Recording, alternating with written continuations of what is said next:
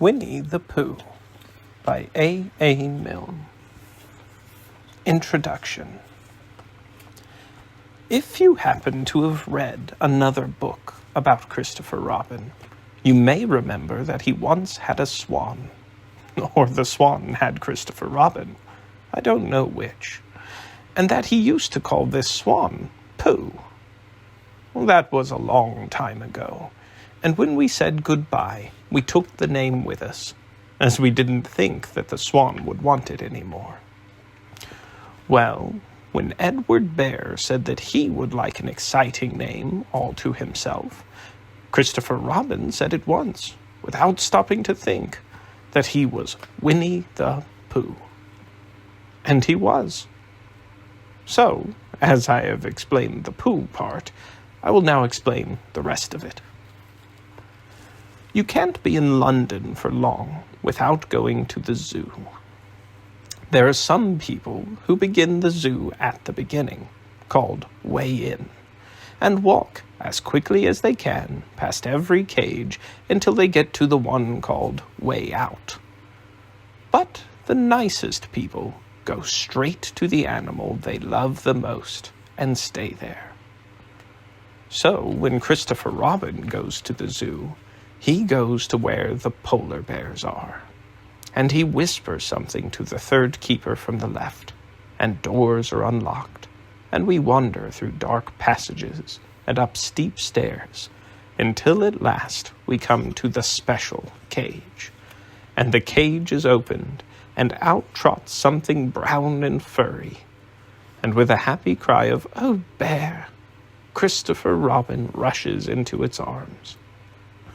Now, this bear's name is Winnie, which shows what a good name for bears it is. But the funny thing is that we can't remember whether Winnie is called after Pooh or Pooh after Winnie. We did know once, but we have forgotten. I had written as far as this when Piglet looked up and said in his squeaky voice, "Oh, what about me?" "My dear Piglet," I said, "the whole book is about you." "So it is about Pooh," he squeaked. "You see what it is. He's jealous because he thinks Pooh is having a grand introduction all to himself. Well, Pooh is the favorite, of course. There's no denying it. But Piglet comes in for a good many things which Pooh misses, because you can't take Pooh to school without everybody knowing it. But Piglet is so small that he slips into a pocket, where it is very comfortable to feel him when you are not quite sure whether twice 7 is 12 or 22. Sometimes he slips out and has a good look in the ink pot, and in this way he has got more education than Pooh. But Pooh doesn't mind. Some have brains, and some haven't, he says. And there it is. And now all the others are saying, "What about us?" So perhaps the best thing to do is to stop writing introductions and get on with the book. A.A.M. Chapter 1, in which we are introduced to Winnie the Pooh and some bees, and the stories begin. Here is Edward Bear, that's a teddy bear to the Americans, coming downstairs now, bump, bump, bump, on the back of his head, behind Christopher Robin. It is, as far as he knows, the only way of coming downstairs. But sometimes he feels that there really is another way, if only he could stop bumping for a moment and think of it. And then he feels that perhaps there isn't. Anyhow, here he is at the bottom, and ready to be introduced to you. Winnie the Pooh. When I first heard his name, I said, just as you are going to say, "But I thought he was a boy," because the bear at the London Zoo is a girl. "Well, so did I," said Christopher Robin. "Well, then you can't call him Winnie." "I don't." But you said he's Winnie the Pooh. Don't you know what there means? Oh, yes, now I do, I said quickly. And I hope you do too, because it's all the explanation you are going to get. Sometimes Winnie the Pooh likes a game of some sort when he comes downstairs. And sometimes he likes to sit quietly in front of the fire and listen to a story. And this evening, "What about a story?" said Christopher Robin. "What about a story?" I said. "Well, could you very sweetly tell Winnie the Pooh one?" "Well, I suppose I could," I said. "What sort of stories does he like?" "About himself, because he's that sort of bear." "Oh, I see." "So could you very sweetly?" "I'll try," I said. So I tried. Once upon a time, a very long time ago now, about last Friday, Winnie the Pooh lived in a forest, all by himself, under the name of Sanders. "What does under the name mean?" asked Christopher Robin. "It means he had the name over the door in gold letters and lived under it." "Winnie the Pooh wasn't quite sure," said Christopher Robin. "Now I am," said a growly voice. "Then I will go on," said I. One day, when he was out walking, he came to an open place in the middle of the forest. And in the middle of this place, there was a large oak tree. And from the top of the tree, there came a loud buzzing noise. Winnie the Pooh sat down at the foot of the tree, put his head between his paws, and began to think. First of all, he said to himself, "That buzzing noise means something. You don't get a buzzing noise like that, just buzzing and buzzing, without its meaning something. If there's a buzzing noise, somebody's making a buzzing noise. And the only reason for making a buzzing noise that I know of is because you're a bee." Then he thought another long time and said, "And the only reason for being a bee that I know of is making honey."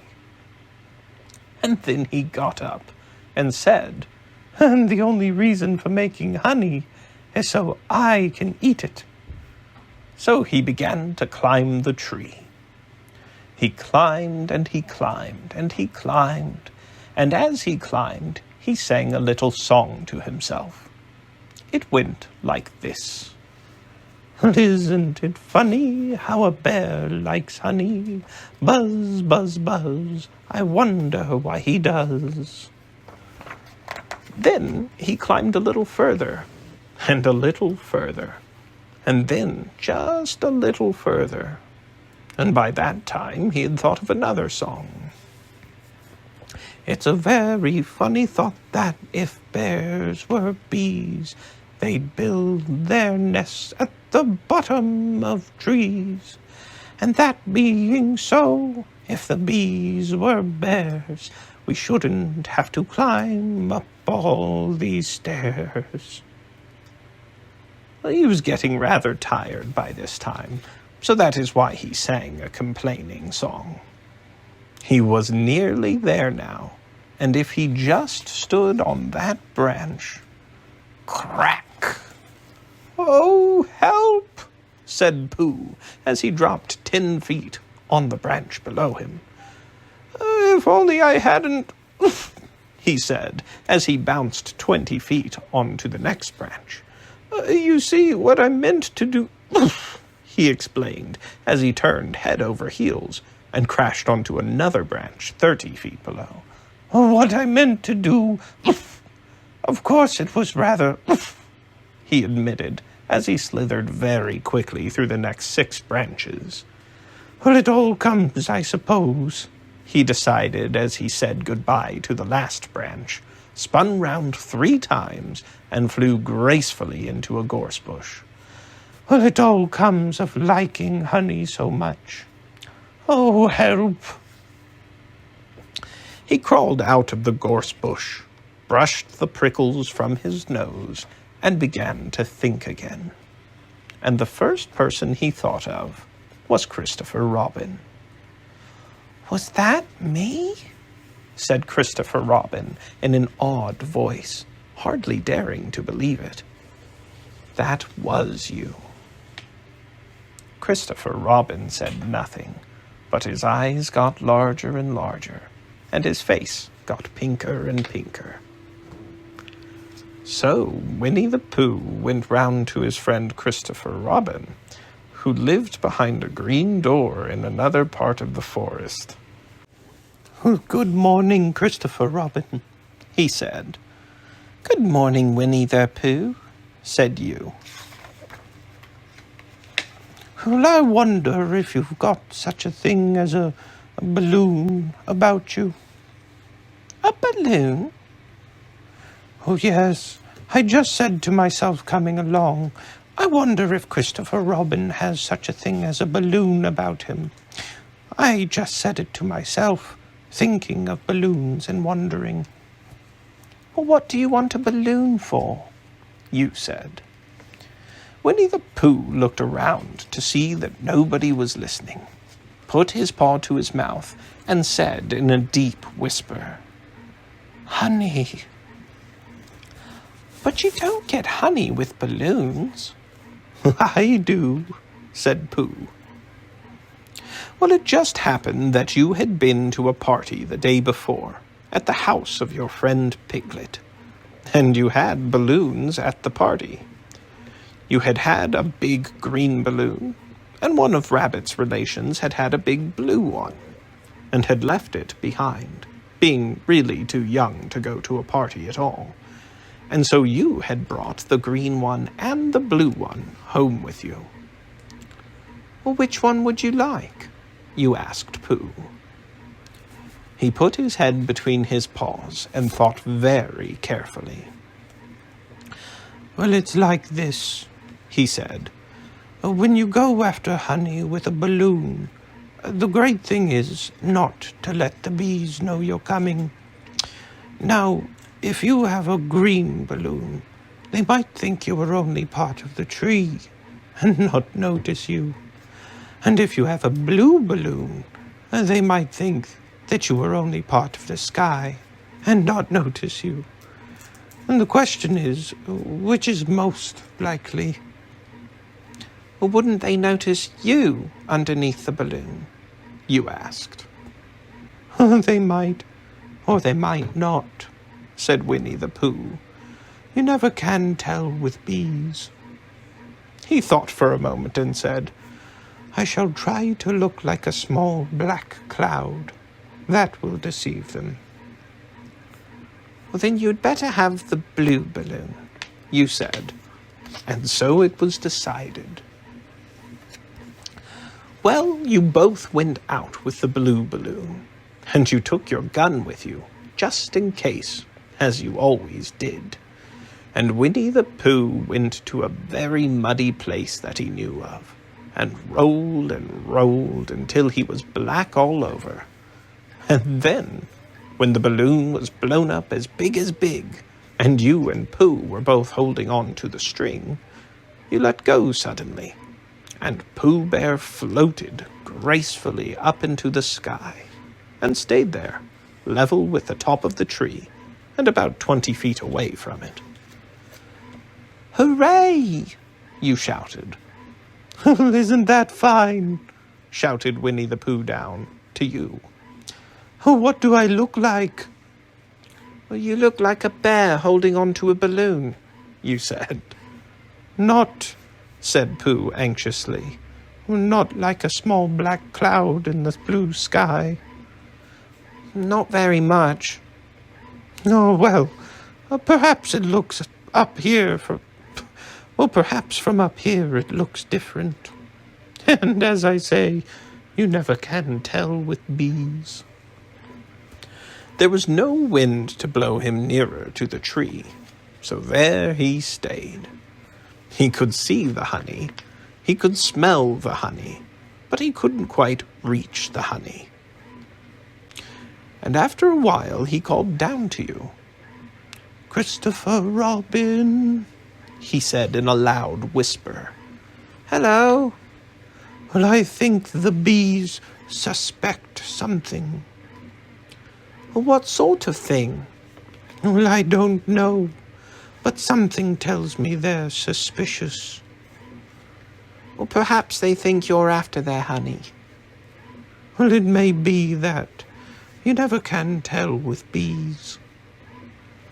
There was another little silence, and then he called down to you again. "Oh, Christopher Robin." "Yes?" "Have you an umbrella in your house?" "Well, I think so." "Well, I wish you would bring it out here and walk up and down with it and look up at me every now and then and say, 'Tut, tut, it looks like rain.' I think if you did that, it would help the deception which we are practicing on these bees." Well, you laughed to yourself. Silly old bear. But you didn't say it aloud because you were so fond of him, and you went home for your umbrella. "Oh, there you are," called down Winnie the Pooh as soon as you got back to the tree. "Well, I was beginning to get anxious. I have discovered that the bees are now definitely suspicious." "Shall I put my umbrella up?" you said. "Yes, but wait a moment. We must be practical. The important bee to deceive is the queen bee. Can you see which is the queen from down there?" "No." "A pity. Well, now, if you walk up and down with your umbrella, saying, 'Tut, tut, it looks like rain,' I shall do what I can by singing a little cloud song, such as a cloud might sing. And go." So while you walked up and down and wondered if it would rain, Winnie the Pooh sang this song. "How sweet to be a cloud, floating in the blue. Every little cloud always sings aloud. How sweet to be a cloud, floating in the blue. It makes him very proud to be a little cloud." The bees were still buzzing as suspiciously as ever.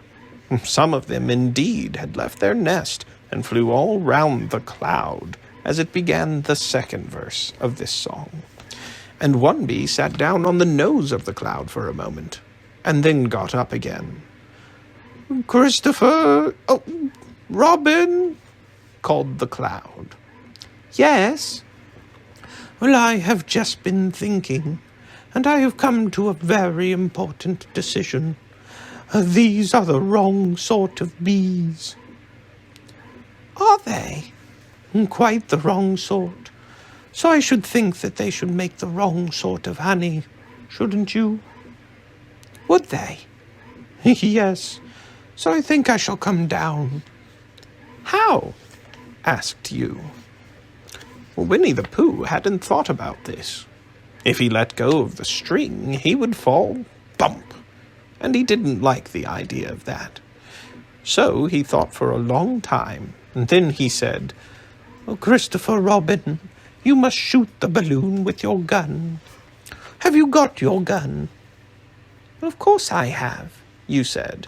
"But if I do that, it will spoil the balloon," you said. "But if you don't," said Pooh, "I shall have to let go, and that would spoil me." Well, when you put it like this, you saw how it was, and you aimed very carefully at the balloon, and fired. "Ow!" said Pooh. "Did I miss?" you asked. "You didn't exactly miss," said Pooh, "but you missed the balloon." "I'm so sorry," you said, and you fired again. And this time you hit the balloon, and the air came slowly out, and Winnie the Pooh floated down to the ground. But his arms were so stiff from holding on to the string of the balloon all that time that they stayed up straight in the air for more than a week. And whenever a fly came and settled on his nose, he had to blow it off. And I think, but I am not sure, that is why he was always called Pooh. "Is that the end of the story?" asked Christopher Robin. "Well, that's the end of that one. There are others." "About Pooh and me?" "And Piglet, and Rabbit, and all of you. Don't you remember?" "Well, I do remember. And then when I try to remember, I forget." "Well, that day when Pooh and Piglet tried to catch the Heffalump?" "Well, they didn't catch it, did they?" "No." "Well, Pooh couldn't, because he hasn't any brain. Did I catch it?" "Well, that comes into the story." Christopher Robin nodded. "Well, I do remember," he said, "only Pooh doesn't very well, so that's why he likes having it told to him again, because then it's a real story, and not just remembering." "That's just how I feel," I said. Christopher Robin gave a deep sigh, picked up his bear by the leg, and walked off to the door, trailing Pooh behind him. At the door he turned and said, "Coming to see me have my bath?" "I might," I said. "I didn't hurt him when I shot him, did I?" "Not a bit." He nodded and went out, and in a moment I heard Winnie the Pooh, bump, bump, bump, going up the stairs behind him. End of the chapter. Chapter 2, in which Pooh goes visiting and gets into a tight place. Edward Bear, known to Americans as Teddy Bear, and to his friends as Winnie the Pooh, or Pooh for short, was walking through the forest one day, humming proudly to himself. He had made up a little hum that very morning, as he was doing his stoutness exercises in front of the glass. Tra-la-la, tra-la-la, as he stretched up as high as he could go, and then tra-la-la, tra-la, oh, help, la, as he tried to reach his toes. After breakfast, he had said it over and over to himself until he had learnt it off by heart, and now he was humming it right through properly.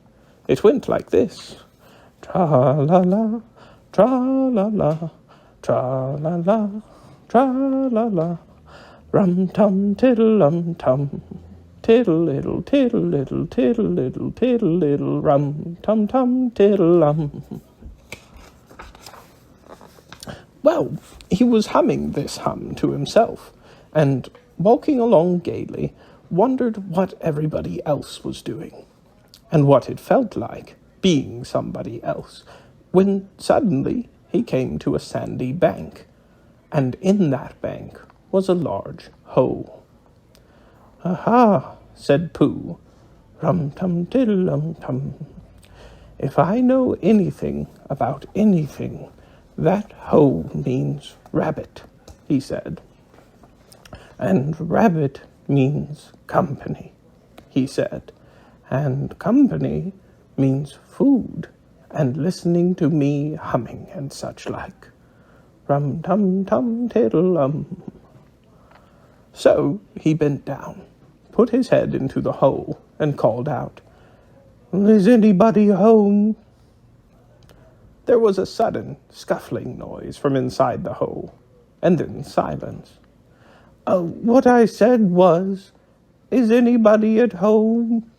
called out Pooh very loudly. "No," said a voice, and then added, "You needn't shout so loud. I heard you quite well the first time." "Bother," said Pooh. Isn't there anybody here at all? Nobody. Winnie the Pooh took his head out of the hole and thought for a little, and he thought to himself, there must have been somebody there, because somebody must have said nobody. So he put his head back in the hole and said, "Hello, Rabbit. Isn't that you?"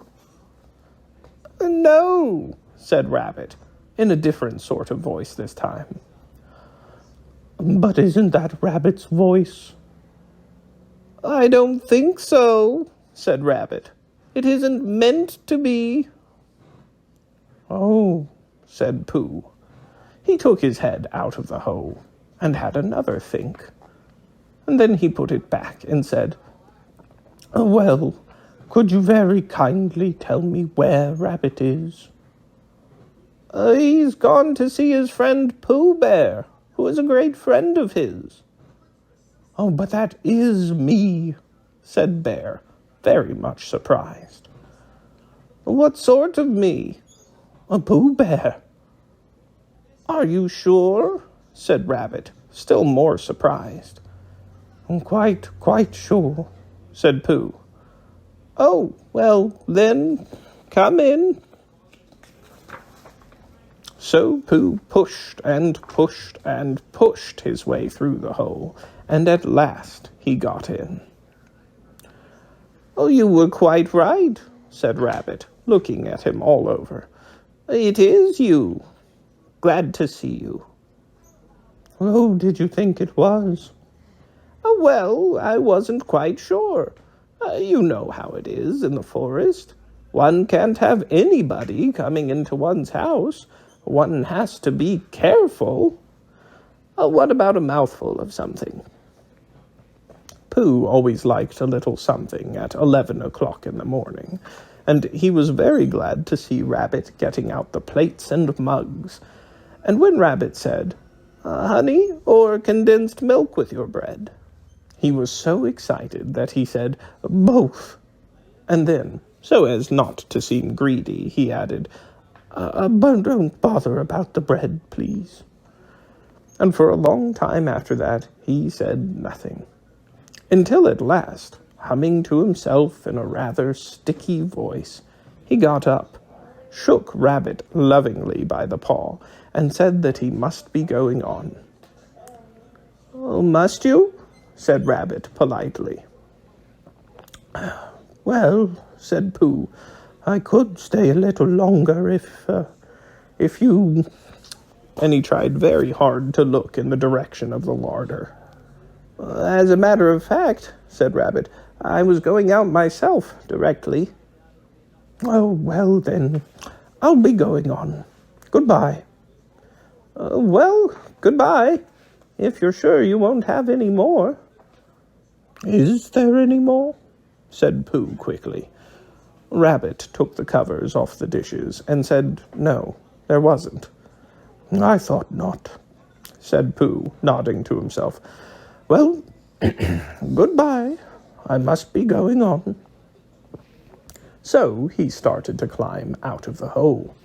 He pulled with his front paws and pushed with his back paws, and in a little while his nose was out in the open again, and then his ears, and then his front paws, and then his shoulders, and then— "Oh, help!" said Pooh. "I'd better go back." "Oh, bother," said Pooh. "I shall have to go on." "I can't do either," said Pooh. "Oh, help and bother." Now by this time Rabbit wanted to go for a walk too, and finding the front door full, he went out by the back door, and came round to Pooh, and looked at him. "Hello, are you stuck?" he asked. No," said Pooh carelessly. "Just resting and thinking and humming to myself." "Here, give us a paw." Pooh Bear stretched out a paw, and Rabbit pulled and pulled and pulled. "Ow!" cried Pooh. "You're hurting." "The fact is," said Rabbit, "you're stuck." "Well, it all comes," said Pooh crossly, "of not having front doors big enough." "It all comes," said Rabbit sternly, "of eating too much. I thought at the time," said Rabbit, "only I didn't like to say anything," said Rabbit. "That one of us was eating too much," said Rabbit. "And I knew it wasn't me," he said. "Well, well, I shall go and fetch Christopher Robin." Christopher Robin lived at the other end of the forest, and when he came back with Rabbit and saw the front half of Pooh, he said, "Silly old bear," in such a loving voice that everybody felt quite hopeful again. "Well, I was just beginning to think," said Bear, sniffing slightly, "that Rabbit might never be able to use his front door again. I should hate that," he said. "So should I," said Rabbit. "Use his front door again," said Christopher Robin. "Of course he'll use his front door again." "Good," said Rabbit. "If we can't pull you out, Pooh, we might push you back." Rabbit scratched his whiskers thoughtfully and pointed out that, when once Pooh was pushed back, he was back. And of course nobody was more glad to see Pooh than he was. Still, there it was. Some lived in trees, and some lived underground, and... "You mean I'd never get out?" said Pooh. "I mean," said Rabbit, "that having got so far, it seems a pity to waste it." Christopher Robin nodded. "Then there's only one thing to be done," he said. "We shall have to wait for you to get thin again." "How long does getting thin take?" asked Pooh anxiously. "About a week, I should think." "But I can't stay here for a week." "You can stay here all right, silly old bear. It's getting you out which is so difficult." "Oh, we'll read to you," said Rabbit cheerfully. "And I hope it won't snow," he added. "And I say, old fellow, you're taking up a good deal of room in my house. Do you mind if I use your back legs as a towel horse? Because, I mean, there they are, doing nothing, and it would be very convenient just to hang towels on them." "A week," said Pooh gloomily. "What about meals?" "I'm afraid no meals," said Christopher Robin, "because of getting thin quicker. But we will read to you." Bear began to sigh, and then he found he couldn't, because he was so tightly stuck, and a tear rolled down his eye as he said, "Then would you read a sustaining book, such as would help and comfort a wedged bear in great tightness?" So, for a week, Christopher Robin read that sort of book at the north end of Pooh. And Rabbit hung his washing on the south end. And in between, Bear felt himself getting slenderer and slenderer. And at the end of the week, Christopher Robin said, "Now!" So he took hold of Pooh's front paws, and Rabbit took hold of Christopher Robin, and all Rabbit's friends and relations took hold of Rabbit, and they all pulled together. And for a long time, Pooh only said, "Oh!" and "Oh!" And then all of a sudden, he said, "Pop!" just as if a cork were coming out of a bottle. And Christopher Robin and Rabbit and all Rabbit's friends and relations went head over heels backwards. And on the top of them came Winnie the Pooh, free. So, with a nod of thanks to his friends, he went on with his walk through the forest, humming proudly to himself. But Christopher Robin looked after him lovingly and said to himself, "Silly old bear." End of the chapter. Chapter 3, in which Pooh and Piglet go hunting and nearly catch a Woozle. The Piglet lived in a very grand house in the middle of a beech tree, and the beech tree was in the middle of the forest, and the Piglet lived in the middle of the house. Next to his house was a piece of broken board, which had "Trespassers W" on it. When Christopher Robin asked the Piglet what it meant, he said it was his grandfather's name, and had been in the family for a long time. Well, Christopher Robin said you couldn't be called Trespassers W, and Piglet said yes, you could, because his grandfather was, and it was short for Trespassers Will, which was short for Trespassers William, and his grandfather had 2 names in case he lost one: Trespassers, after an uncle, and William, after Trespassers. "Well, I've got 2 names," said Christopher Robin carelessly. "Oh, well, there you are. That proves it," said Piglet. One fine winter's day, when Piglet was brushing away the snow in front of his house, he happened to look up, and there was Winnie the Pooh. Pooh was walking round and round in a circle, thinking of something else, and when Piglet called to him, he just went on walking. "Hello," said Piglet. "What are you doing?" Hunting," said Pooh. "Hunting what?" "I'm tracking something," said Winnie the Pooh, very mysteriously. "Tracking what?" said Piglet, coming closer. "Well, that's just what I ask myself. I ask myself, what?" "What do you think you'll answer?" "Well, I shall have to wait until I catch up with it," said Winnie the Pooh. "Now, look there." He pointed to the ground in front of him. "What do you see there?" Tracks," said Piglet. "Paw marks." He gave a little squeak of excitement. "Oh, Pooh! Do you think it's a Woozle?" "Well, it may be," said Pooh. "Sometimes it is, and sometimes it isn't. You never can tell with paw marks." With these few words, he went on tracking, and Piglet, after watching him for a minute or 2, ran after him. Winnie the Pooh had come to a sudden stop and was bending over the tracks in a puzzled sort of way. "Oh, what's the matter?" said Piglet.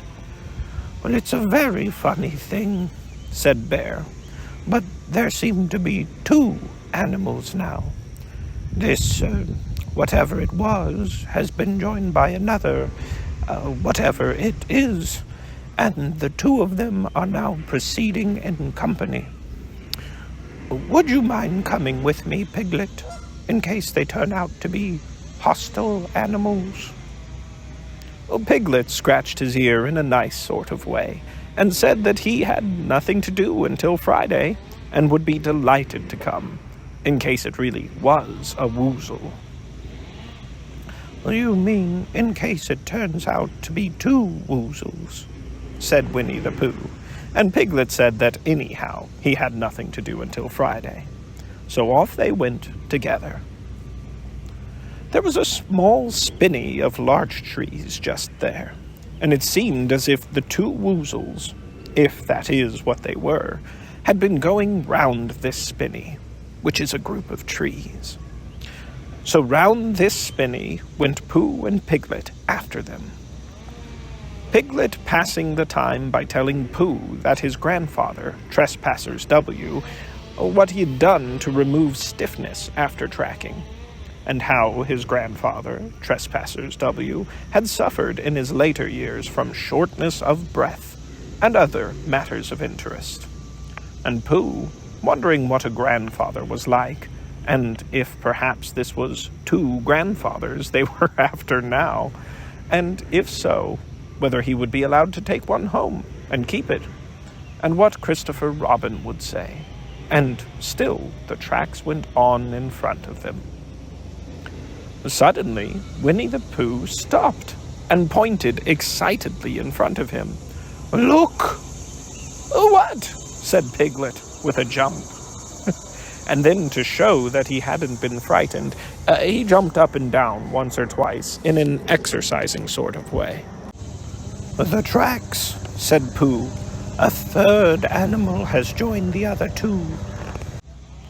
"Pooh," cried Piglet, "do you think it's another Woozle?" "No," said Pooh, "because it makes different marks. It is either two Woozles and one, as it might be a Whizzle, or two, as it might be Whizzles, and one, if so it is Woozle. Let us continue to follow them." So they went on, feeling just a little anxious now, in case the three animals in front of them were of hostile intent. And Piglet wished very much that his grandfather, T.W., were there, instead of elsewhere. And Pooh thought how nice it would be if they met Christopher Robin suddenly, but quite accidentally, and only because he liked Christopher Robin so much. And then, all of a sudden, Winnie the Pooh stopped again and licked the tip of his nose in a cooling manner, for he was feeling more hot and anxious than ever in his life before. There were 4 animals in front of them. "Do you see, Piglet? Look at their tracks. 3, as it were, Woozles, and 1, if it was, Whizzle. Another Woozle has joined them." And so it seemed to be. There were the tracks, crossing over each other here, getting muddled up with each other there, but quite plainly, every now and then, the tracks had 4 sets of paws. I think, said Piglet, when he had licked the tip of his nose too, and found that it brought very little comfort. I think I've just remembered something. I've just remembered something that I forgot to do today, and shan't be able to do tomorrow. So I suppose I really ought to get back and do it now." "Well, do it this afternoon, and I'll come with you," said Pooh. "It isn't the sort of thing you can do in the afternoon," said Piglet quickly. "It's a very particular morning thing that has to be done in the morning, and if possible between the hours of... what would you say the time was?" "About 12, said Winnie the Pooh, looking at the sun. Between, as I was saying, the hours of 12 and 12:05. So really, dear old Pooh, if you'll excuse me..." "What's that?" Pooh looked up at the sky, and then, as he heard the whistle again, he looked up into the branches of a big oak tree, and then he saw a friend of his. "Well, it's Christopher Robin," he said. Then you'll be all right," said Piglet. "You'll be quite safe with him. Goodbye." And he trotted off home as quickly as he could, very glad to be out of all danger again. Christopher Robin came slowly down his tree. "Silly old bear," he said, "what were you doing? First you went round the spinney twice by yourself, and then Piglet ran after you, and you went round again together, and then you were just going round a 4th time." "Wait a moment," said Winnie the Pooh, holding up his paw. He sat down and thought, in the most thoughtful way he could think. Then he fitted his paw into one of the tracks, and then he scratched his nose twice and stood up. "Yes," said Winnie the Pooh. "I see now," said Winnie the Pooh. "I have been foolish and deluded," said he, "and I am a bear of no brain at all." "Well, you're the best bear in all the world," said Christopher Robin soothingly. "Am I?" said Pooh hopefully, and then he brightened up suddenly. Well, anyhow, he said, it's nearly luncheon time. So he went home for it. End of the chapter. Chapter 4, in which Eeyore loses a tail and Pooh finds one. The old grey donkey, Eeyore, stood by himself in a thistly corner of the forest, his front feet well apart, his head on one side, and thought about things. Sometimes he thought sadly to himself, why? And sometimes he thought, wherefore? And sometimes he thought, inasmuch as what? And sometimes he didn't quite know what he was thinking about. So when Winnie the Pooh came stumping along, Eeyore was very glad to be able to stop thinking for a little, in order to say, how do you do, in a gloomy manner to him. Well, and how are you? Said Winnie the Pooh. Eeyore shook his head from side to side. Not very how, he said. I don't seem to have felt at all how for a long time.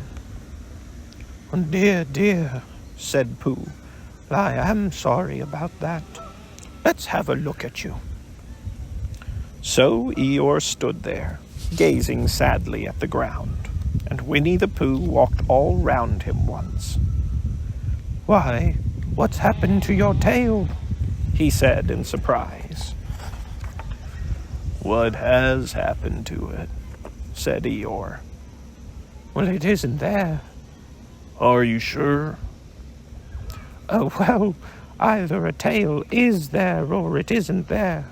You can't make a mistake about it, and yours isn't there. Well, then what is? Nothing. Well, let's have a look, said Eeyore, and he turned slowly round to the place where his tail had been a little while ago. And then, finding that he couldn't catch it up, he turned round the other way, until he came back to where he was at first. And then he put his head down and looked between his front legs, and at last he said, with a long, sad sigh, I believe you're right. Well, of course I'm right, said Pooh. That accounts for a good deal, said Eeyore gloomily. It explains everything. No wonder. Well, you must have left it somewhere, said Winnie the Pooh. Somebody must have taken it, said Eeyore. How like them, he added after a long silence. Pooh felt that he ought to say something helpful about it, but didn't quite know what. So he decided to do something helpful instead. Eeyore, he said solemnly, I, Winnie the Pooh, will find your tail for you. Well, thank you, Pooh, answered Eeyore. You're a real friend, said he. Not like some, he added. So Winnie the Pooh went off to find Eeyore's tail. It was a fine spring morning in the forest as he started out. Little soft clouds played happily in a blue sky, skipping from time to time in front of the sun, as if they had come to put it out, and then sliding away suddenly so the next might have his turn. Through them and between them the sun shone bravely, and a copse which had worn its furs all the year round seemed old and dowdy now beside the new green lace which the beeches had put on so prettily. Through copse and spinney marched Bear, down open slopes of gorse and heather, over rocky beds of streams, up steep banks of sandstone into the heather again, and so at last, tired and hungry, to the 100-acre wood. For it was in the 100-acre wood that Owl lived. And if anyone knows anything about anything, said Bear to himself, it's Owl. who knows something about something, he said. Or my name's not Winnie the Pooh, he said. Which it is, he added. So there you are. Owl lived at the Chestnuts, an old world residence of great charm, which was grander than anybody else's, or seemed so to bear, because it had both a knocker and a bell pull. Underneath the knocker there was a notice which said, "Please ring if an answer is required." Underneath the bell pull there was a notice which said, "Please knock if a answer is not required." These notices had been written by Christopher Robin, who was the only one in the forest who could spell. For Owl, wise though he was in many ways, able to read and write and spell his own name, W-O-L, yet somehow went all to pieces over delicate words like measles and buttered toast.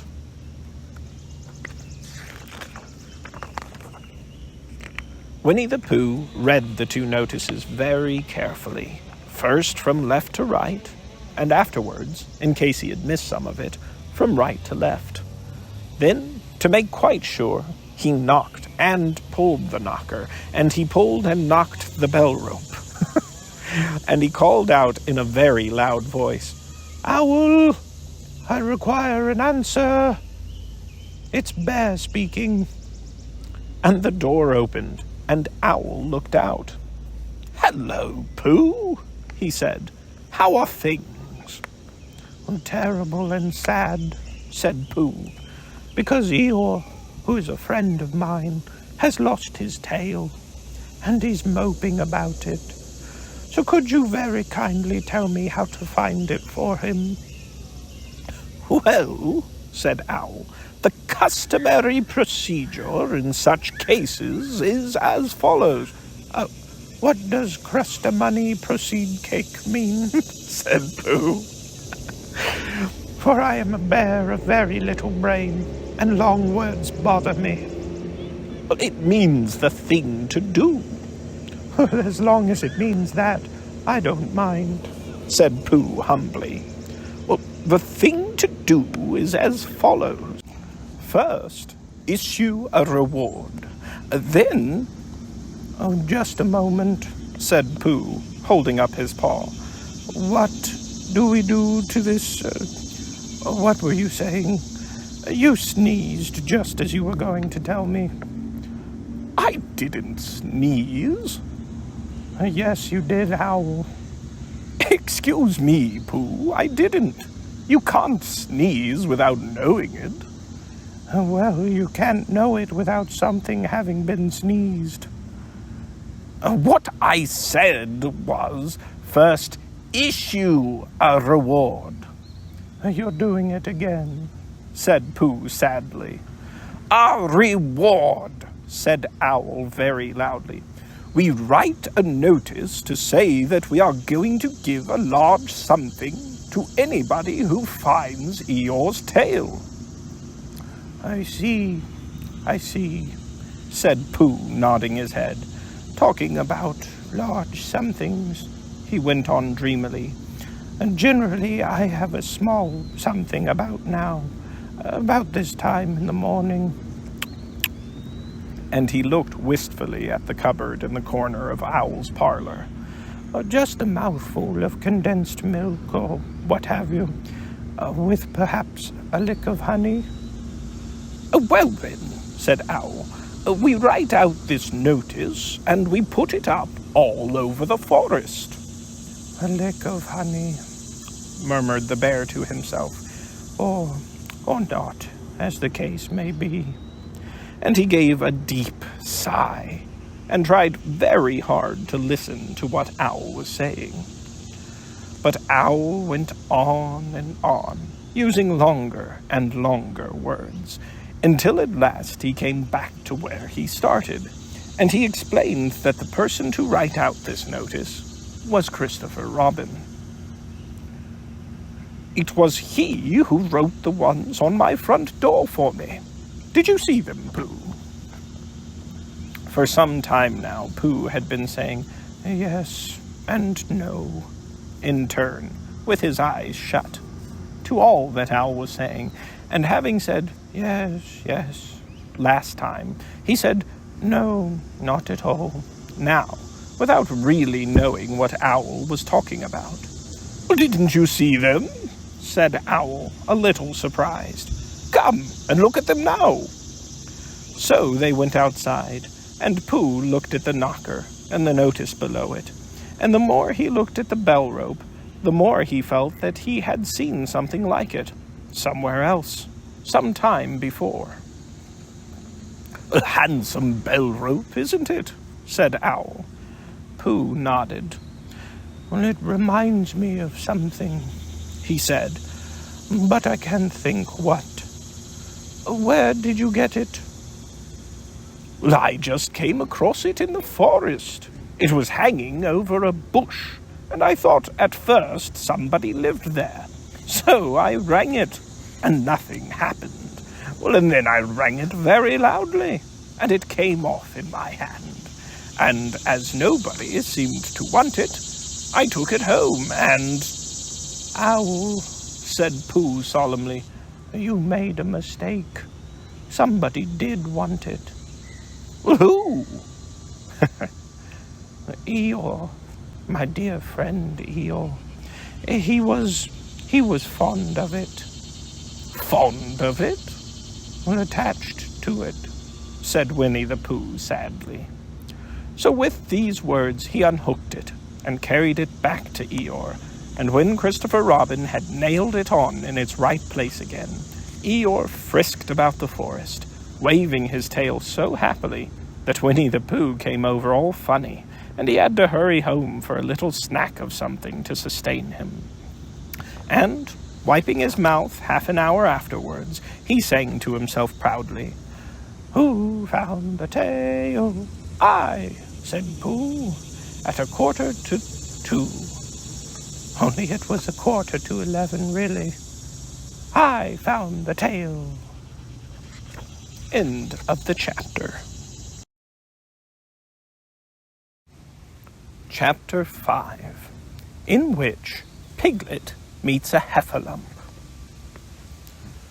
One day, when Christopher Robin and Winnie the Pooh and Piglet were all talking together, Christopher Robin finished the mouthful he was eating and said carelessly, "I saw a Heffalump today, Piglet." "What was it doing?" asked Piglet. "Just jumping along," said Christopher Robin. "I don't think it saw me." "I saw one once," said Piglet. "At least, I think I did," he said. "Only perhaps it wasn't." "Oh, so did I," said Pooh, wondering what a Heffalump was like. "You don't see them often," said Christopher Robin carelessly. "Not now," said Piglet. "Not at this time of year," said Pooh. Then they all talked about something else, until it was time for Pooh and Piglet to go home together. At first they stumped along the path which edged the 100-acre wood. They didn't say much to each other, but when they came to the stream and had helped each other across the stepping stones and were able to walk side by side again over the heather, they began to talk in a friendly way about this and that. And Piglet said, "If you see what I mean, Pooh." And Pooh said, "Well, it's just what I think about myself, Piglet."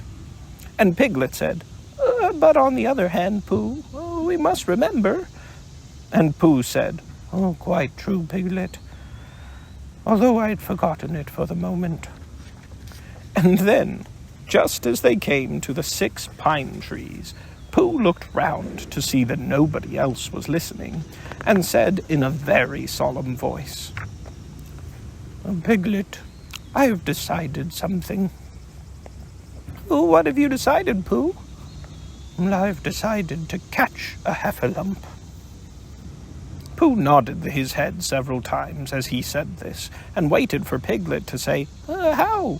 or, "Pooh, you couldn't," or something helpful of that sort, but Piglet said nothing. The fact was, Piglet was wishing that he had thought about it first.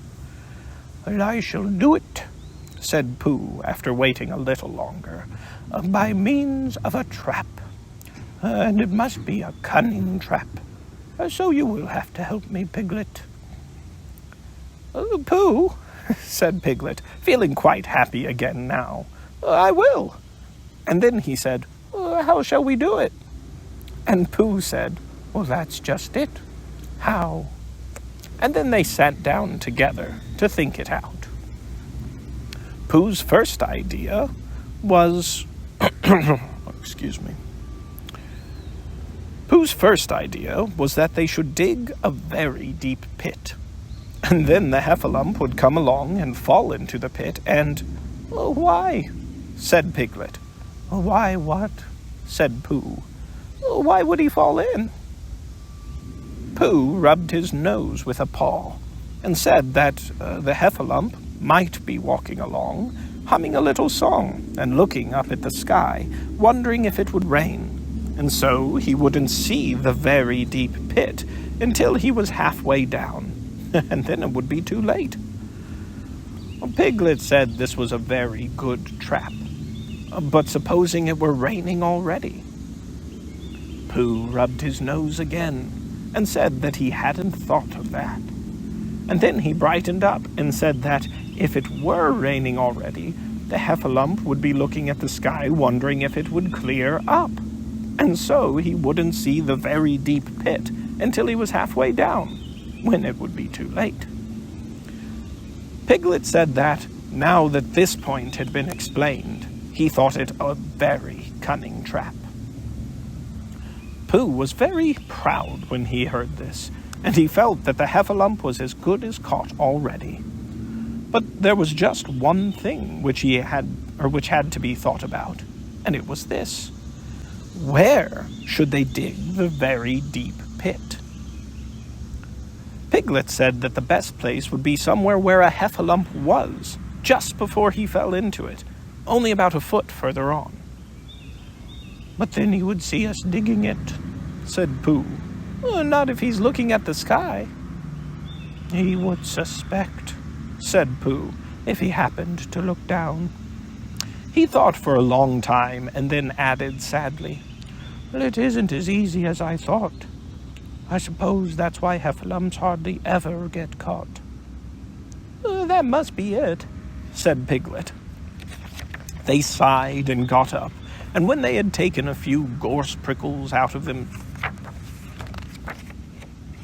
themselves, they sat down again. Oh, they sat on gorse bushes. And all the time Pooh was saying to himself, "If only I could think of something." For he felt sure that a very clever brain could catch a Heffalump, if only he knew the right way to go about it. "Suppose," he said to Piglet, "you wanted to catch me. How would you do it?" "Well," said Piglet, "I should do it like this.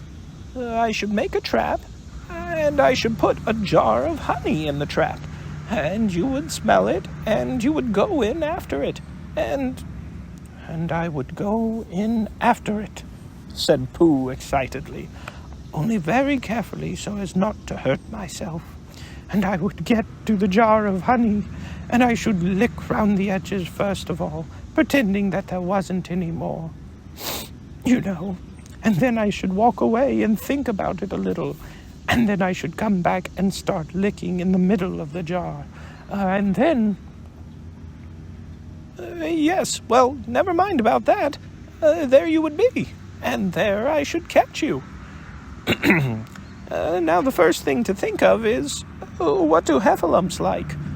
I should think acorns, wouldn't you? We'll get a lot of... I say, wake up, Pooh." Pooh, who had gone into a happy dream, woke up with a start, and said that honey was a much more trappy thing than acorns.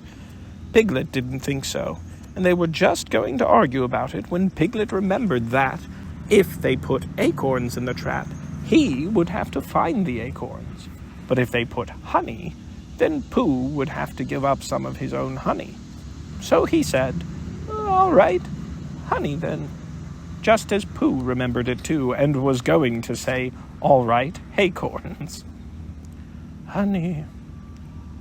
Honey, said Piglet to himself in a thoughtful way, as if it were now settled. "I'll dig the pit, while you go and get the honey." Very well, said Pooh, and he stumped off. As soon as he got home, he went to the larder, and he stood on a chair, and took down a very large jar of honey from the top shelf. It had honey, spelled H-U-N-N-Y, written on it, but just to make sure, he took off the paper cover and looked at it, and it looked just like honey. But you never can tell, said Pooh. I remember my uncle saying once that he had seen cheese just this color.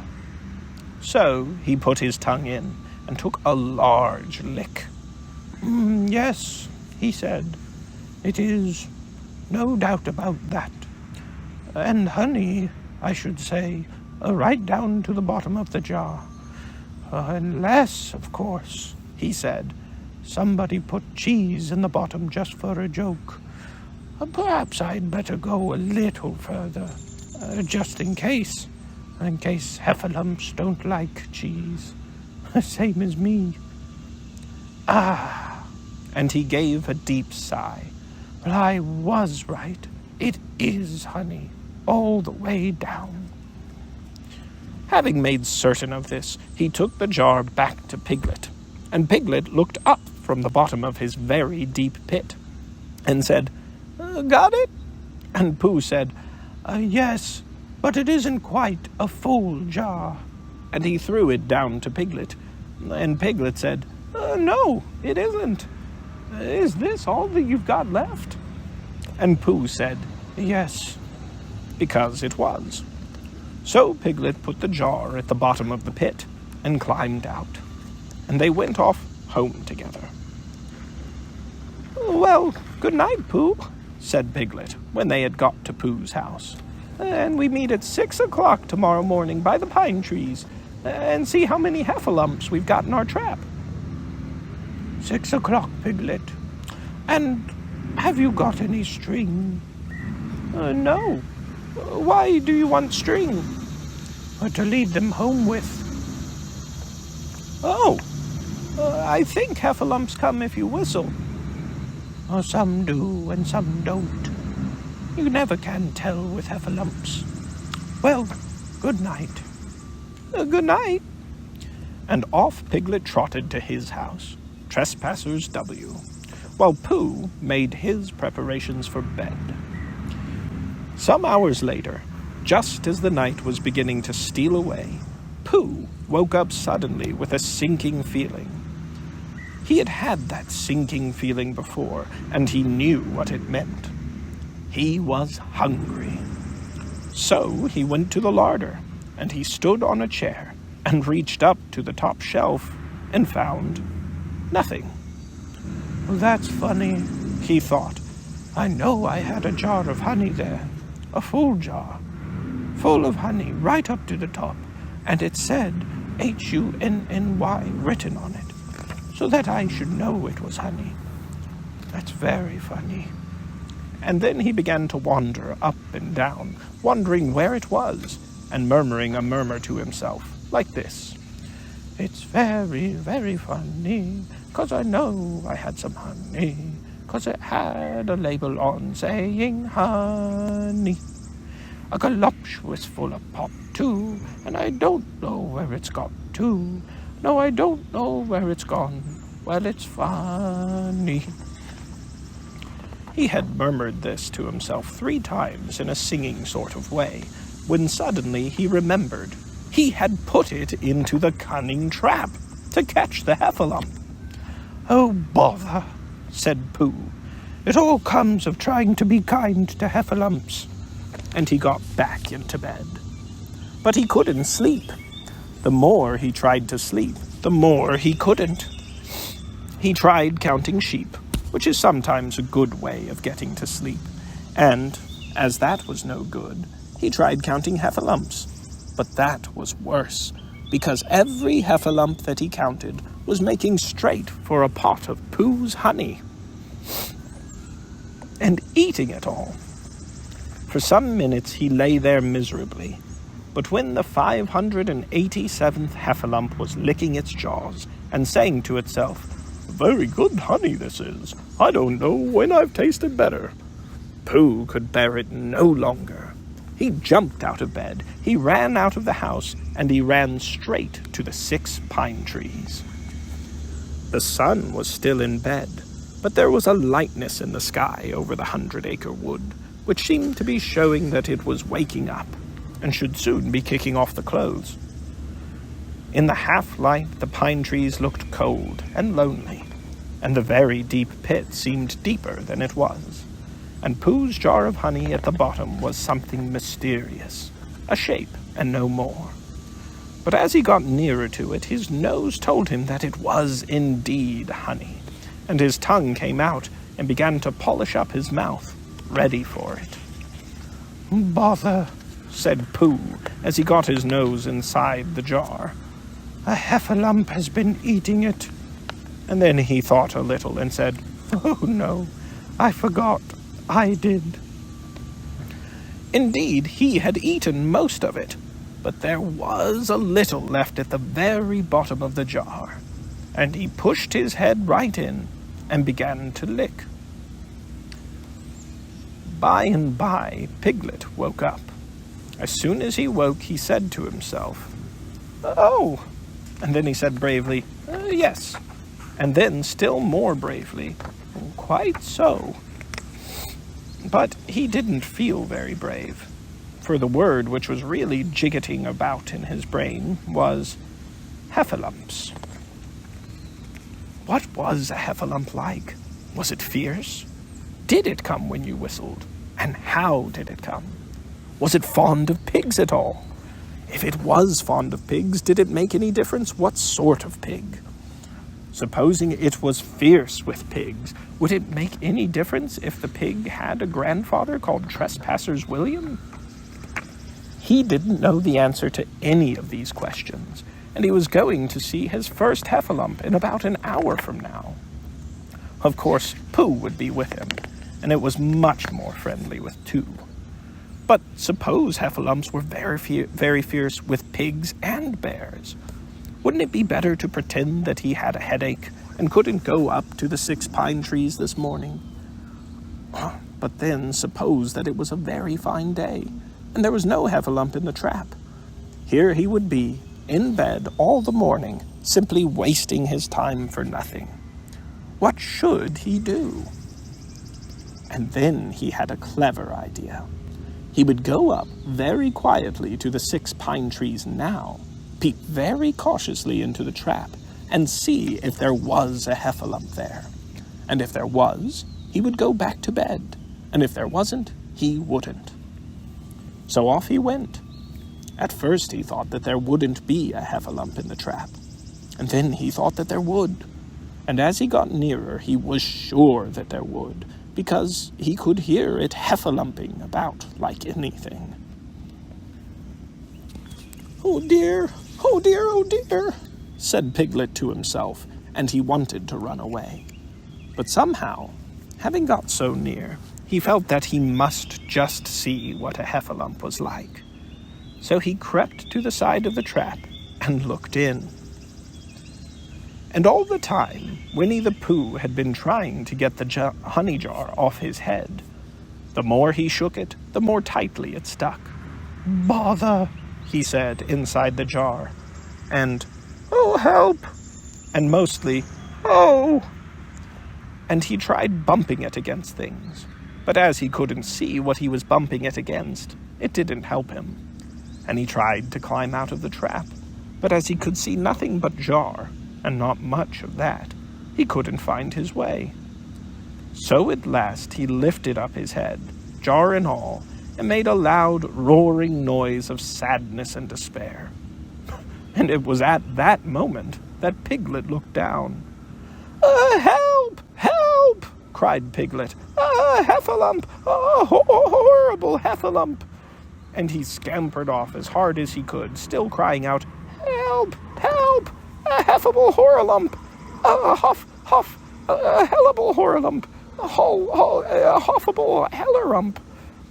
And he didn't stop crying and scampering until he got to Christopher Robin's house. "Whatever's the matter, Piglet?" said Christopher Robin, who was just getting up. "Heff," said Piglet, breathing so hard that he could hardly speak. A heffalump." "Where?" said Christopher. "Where?" "Up there," said Piglet, waving his paw. "What did it look like?"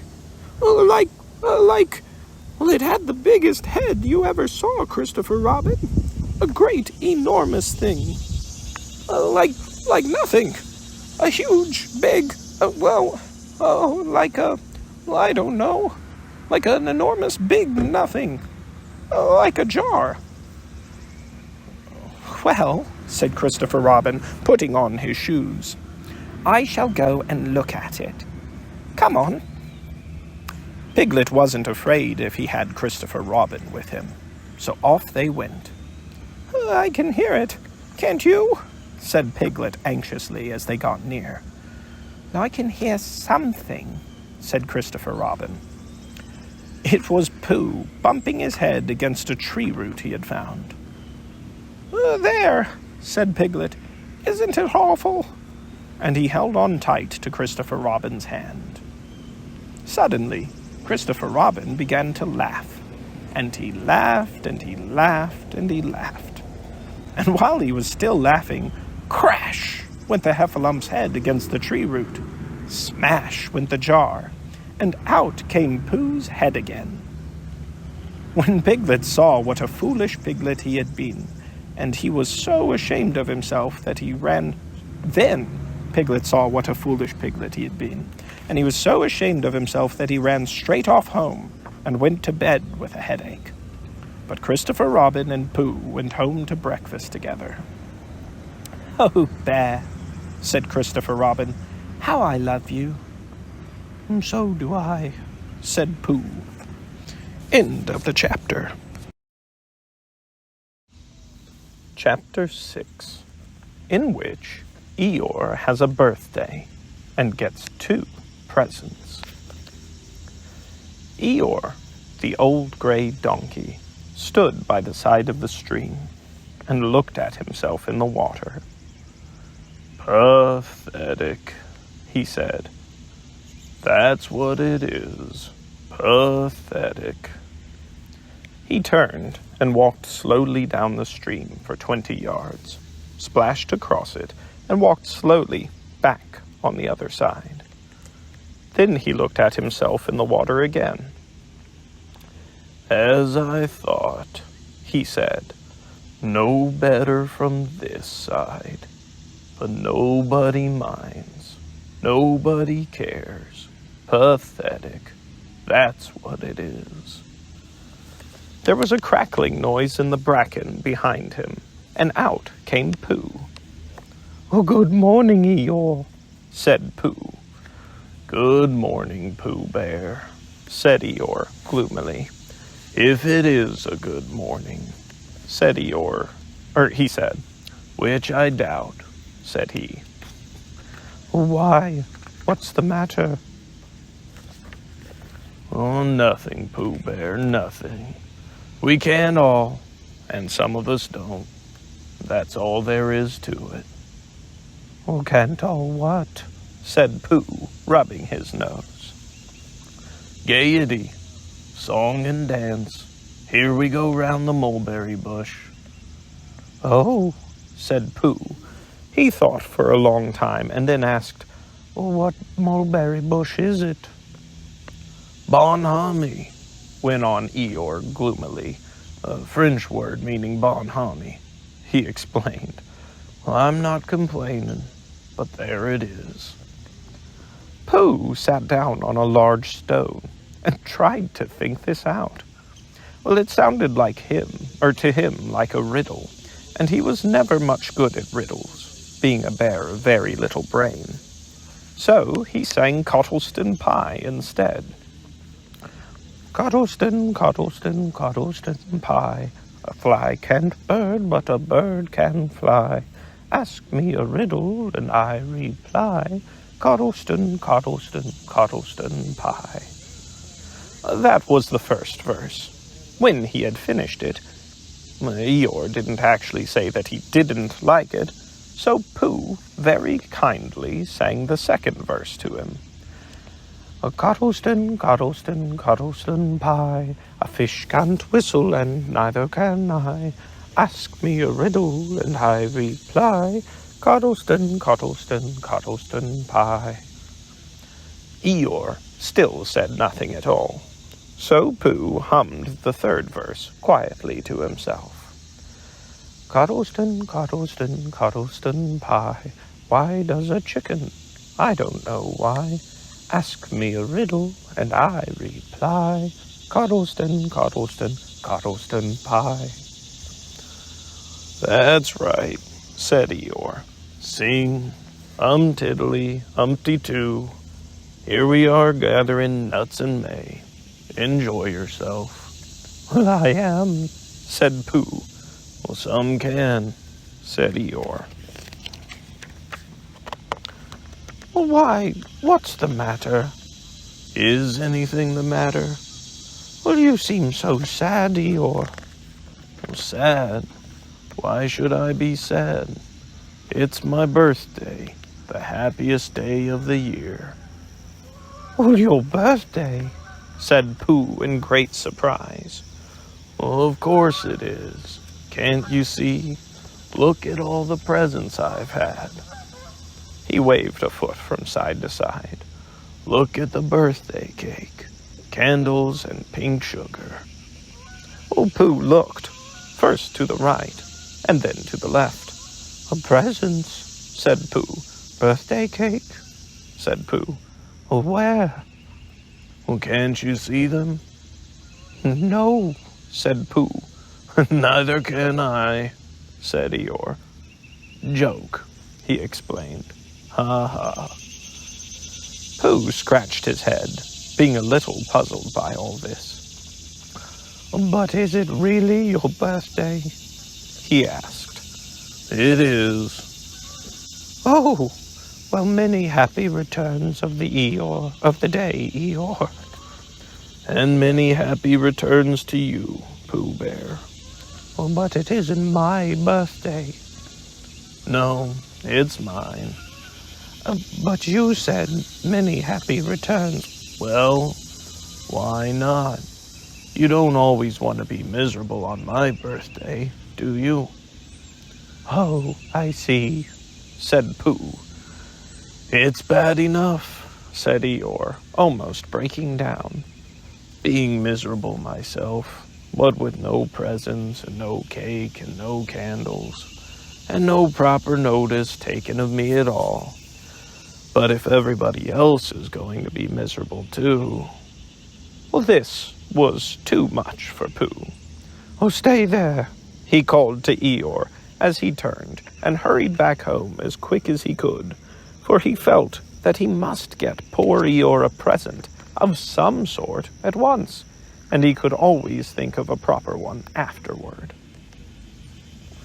Outside his house, he found Piglet, jumping up and down, trying to reach the knocker. Hello, Piglet, he said. Hello, Pooh, said Piglet. What are you trying to do? I was trying to reach the knocker, said Piglet. Well, I just came round to... Let me do it for you, said Pooh kindly. So he reached up and knocked at the door.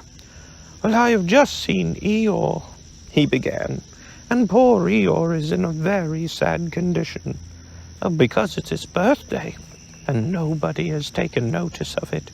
Well, and he's very gloomy. You know what Eeyore is. And there he was, and what a long time whoever lives here is answering at this door. And he knocked again. But Pooh, said Piglet, it's your own house. Oh, said Pooh. So it is, he said. Well, let's go in then. So in they went.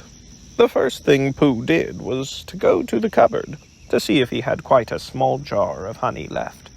And he had, so he took it down. Well, I'm giving this to Eeyore, he explained, as a present. What are you going to give? Couldn't I give it too? Said Piglet. From both of us? Oh, no, said Pooh. That would not be a good plan. All right, then. I'll give him a balloon. I've got one left from my party. I'll go and get it now. Shall I? That, Piglet, is a very good idea.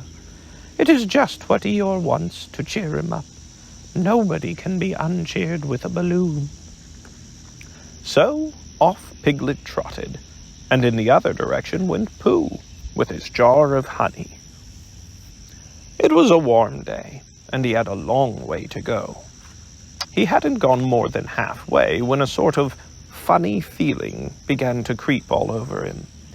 It began at the tip of his nose and trickled all through him and out at the soles of his feet. It was just as if somebody inside him were saying, "Now then, Pooh, time for a little something." Dear, dear, said Pooh. Well, I didn't know it was as late as that. So he sat down and took the top off his jar of honey. Well, lucky I brought this with me, he thought. Many a bear going out on a warm day like this would never have thought of bringing a little something with him. And he began to eat. Now let me see, he thought, as he took his last lick of the inside of the jar. Where was I going? Ah, yes, Eeyore. He got up slowly, and then suddenly he remembered. He had eaten Eeyore's birthday present. Bother, said Pooh. What shall I do? I must give him something. For a little while he couldn't think of anything. Then he thought, well, it's a very nice pot, even if there's no honey in it. And if I washed it clean and got somebody to write a happy birthday on it, well, Eeyore could keep things in it, which might be useful. So, as he was just passing the 100-acre wood, he went inside to call on Owl, who lived there. Good morning, Owl, he said. Good morning, Pooh, said Owl.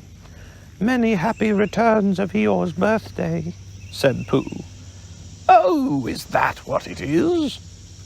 What are you giving him, Owl? What are you giving him, Pooh? Well, I'm giving him a useful pot to keep things in. And I wanted to ask you, is this it? Said Owl, taking it out of Pooh's paw. Yes, and I wanted to ask you, well, somebody has been keeping honey in it, said Owl. Well, you can keep anything in it, said Pooh earnestly. It's very useful like that. And I wanted to ask you, you ought to write a happy birthday on it. Oh, that was what I wanted to ask you, said Pooh. Well, because my spelling is wobbly. It's a good spelling, but it wobbles, and the letters get in the wrong places. Would you write a happy birthday on it for me? It's a nice pot, said Owl, looking at it all round. Couldn't I give it too, from both of us? Well, no, said Pooh. That would not be a good plan. Now, I'll just wash it first, and then you can write on it.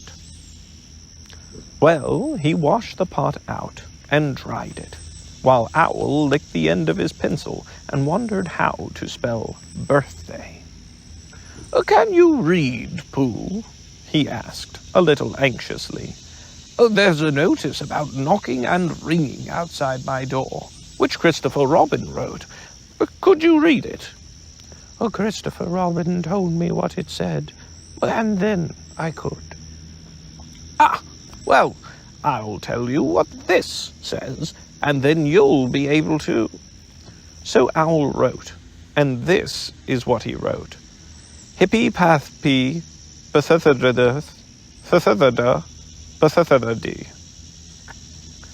Pooh looked on admiringly. Well, I'm just saying a happy birthday, said Owl carelessly. Well, it's a nice long one, said Pooh, very much impressed by it. Well, actually, of course, I'm saying a very happy birthday, with love from Pooh. Naturally, it takes a good deal of pencil to say a long thing like that. Oh, I see, said Pooh.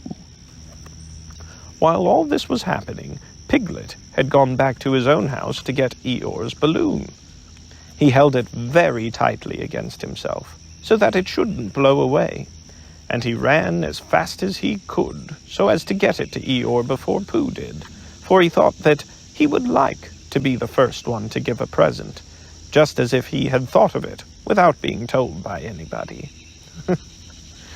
And running along and thinking how pleased Eeyore would be, he didn't look where he was going. And suddenly he put his foot in a rabbit hole and fell down flat on his face. Bang! Piglet lay there, wondering what had happened. At first he thought that the whole world had blown up, and then he thought that perhaps only the forest part of it had. Well, and then he thought perhaps only he had. And he was now alone in the moon or somewhere, and would never see Christopher Robin, or Pooh, or Eeyore again. Well, and then he thought, well, even if I'm in the moon, I needn't be face downwards all the time. So he got cautiously up and looked all about him. He was still in the forest. Oh, well, that's funny, he thought. I wonder what that bang was. I couldn't have made such a noise just falling down. And where's my balloon? And what's that small piece of damp rag doing? It was the balloon.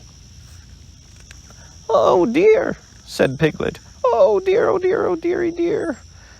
Well, it's too late now. I can't go back, and I haven't another balloon. And perhaps Eeyore doesn't like balloons very much. So he trotted on, rather sadly now, and down he came to the side of the stream where Eeyore was, and he called out to him. Good morning, Eeyore, shouted Piglet. Good morning, little Piglet, said Eeyore. If it is a good morning, he said, which I doubt, said he. Not that it matters, he said. Many happy returns of the day, said Piglet, having now got closer. Eeyore stopped looking at himself in the stream and turned to stare at Piglet. Just say that again, he said. Many happy... Wait a moment. Balancing on 3 legs, he began to bring his 4th leg very cautiously up to his ear. I did this yesterday, he explained, as he fell down for the 3rd time. Well, it's quite easy. It's so that I can hear better. There, that's done it. Now, what were you saying? And he pushed his ear forward with his hoof. Many happy returns of the day, said Piglet again. Meaning me? Well, of course, Eeyore. My birthday. Yes. Me having a real birthday? Yes, Eeyore. And I brought you a present. Eeyore took down his right hoof from his right ear, turned around, and with great difficulty put up his left hoof. I must have that in the other ear, he said. Now then. A present, said Piglet very loudly. Meaning me, again. Yes. My birthday still? Well, of course, Eeyore. Me, going on, having a real birthday. Yes, Eeyore. And I brought you a balloon. Balloon? Said Eeyore. You did say balloon. One of those big, Colored things you blow up. Gaiety, song and dance. Here we are and there we are. Well, yes, but I'm afraid. I'm very sorry, Eeyore, but when I was running along to bring it to you, I fell down. Dear, dear, how unlucky. You ran too fast, I expect. You didn't hurt yourself, little piglet. No, but oh, Eeyore, I burst the balloon. There was a very long silence. My balloon? Said Eeyore at last. Piglet nodded. My birthday balloon? Said Eeyore. Yes, Eeyore, said Piglet, sniffing a little. Here it is. With many happy returns of the day. And he gave Eeyore the small piece of damp rag. Was this it? Said Eeyore, a little surprised. Piglet nodded. My present? Piglet nodded again. The balloon? Yes. Well, thank you, Piglet, said Eeyore. If you don't mind my asking, he went on. But what color was this balloon when it was a balloon? Red. I just wondered. Red, he murmured to himself. My favorite color. How big was it? About as big as me. I just wondered. About as big as Piglet, he said to himself sadly. My favorite size. Well, well. Piglet felt very miserable and didn't know what to say. He was still opening his mouth to begin something, and then deciding that it wasn't any good saying that, when he heard a shout from the other side of the river. And there was Pooh. Many happy returns of the day, called out Pooh, forgetting that he had said it already. Well, thank you, Pooh. I'm having them, said Eeyore gloomily. Well, I've brought you a little present, said Pooh excitedly. Well, I've had it, said Eeyore. Pooh had now splashed across the stream to Eeyore, and Piglet was sitting a little way off, his head in his paws, snuffling to himself. It's a useful pot, said Pooh. Here it is, and it's got a very happy birthday with love from Pooh written on it. That's what all that writing is, and it's for putting things in. There. When Eeyore saw the pot, he became quite excited. Why, he said, well, I believe my balloon will just go into that pot. Oh, no, Eeyore, said Pooh. Balloons are much too big to go into pots. What you do with a balloon is you hold the balloon. Not mine, said Eeyore proudly. Look, Piglet. And as Piglet looked sorrowfully around, Eeyore picked the balloon up with his teeth and placed it carefully in the pot, picked it out again and put it on the ground, and then picked it up again and put it carefully back. So it does, said Pooh. It goes in. So it does, said Piglet, and it comes out. Doesn't it just, said Eeyore. It goes in and out like anything.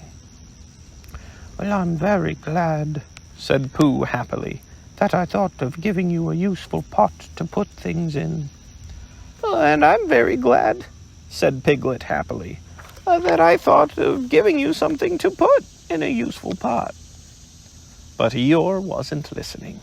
He was taking the balloon out and putting it back again, as happy as could be. But didn't I give him anything? Asked Christopher Robin sadly. Well, of course you did, I said. You gave him, don't you remember, a little, I gave him a box of paints to paint things with. That was it. Why didn't I give it to him in the morning? You were so busy getting his party ready for him. He had a cake with icing on top, and 3 candles, and his name in pink sugar, and... Ah, yes, I remember, said Christopher Robin. End of the chapter. Chapter 7, in which Kanga and Baby Roo come to the forest, and Piglet has a bath. Nobody seemed to know where they came from, but there they were in the forest, Kanga and Baby Roo. When Pooh asked Christopher Robin, "Well, how did they come here?" Christopher Robin said, "In the usual way, if you know what I mean, Pooh." And Pooh, who didn't, said, "Oh." And then he nodded his head twice and said, "In the usual way. Ah." Then he went to call upon his friend Piglet to see what he thought about it. And at Piglet's house he found Rabbit, so they all talked about it together. What I don't like about this is, said Rabbit, here are we, you, Pooh, and you, Piglet, and me, and suddenly... "Well, and Eeyore," said Pooh. And Eeyore. And then suddenly... "Well, and Owl," said Pooh. And Owl. And then all of a sudden... "Oh, and Eeyore," said Pooh. "I was forgetting him." Here we are, said Rabbit very slowly and carefully. All of us. And then suddenly we wake up one morning and what do we find? Oh, we find a strange animal among us. An animal of whom we have never even heard before.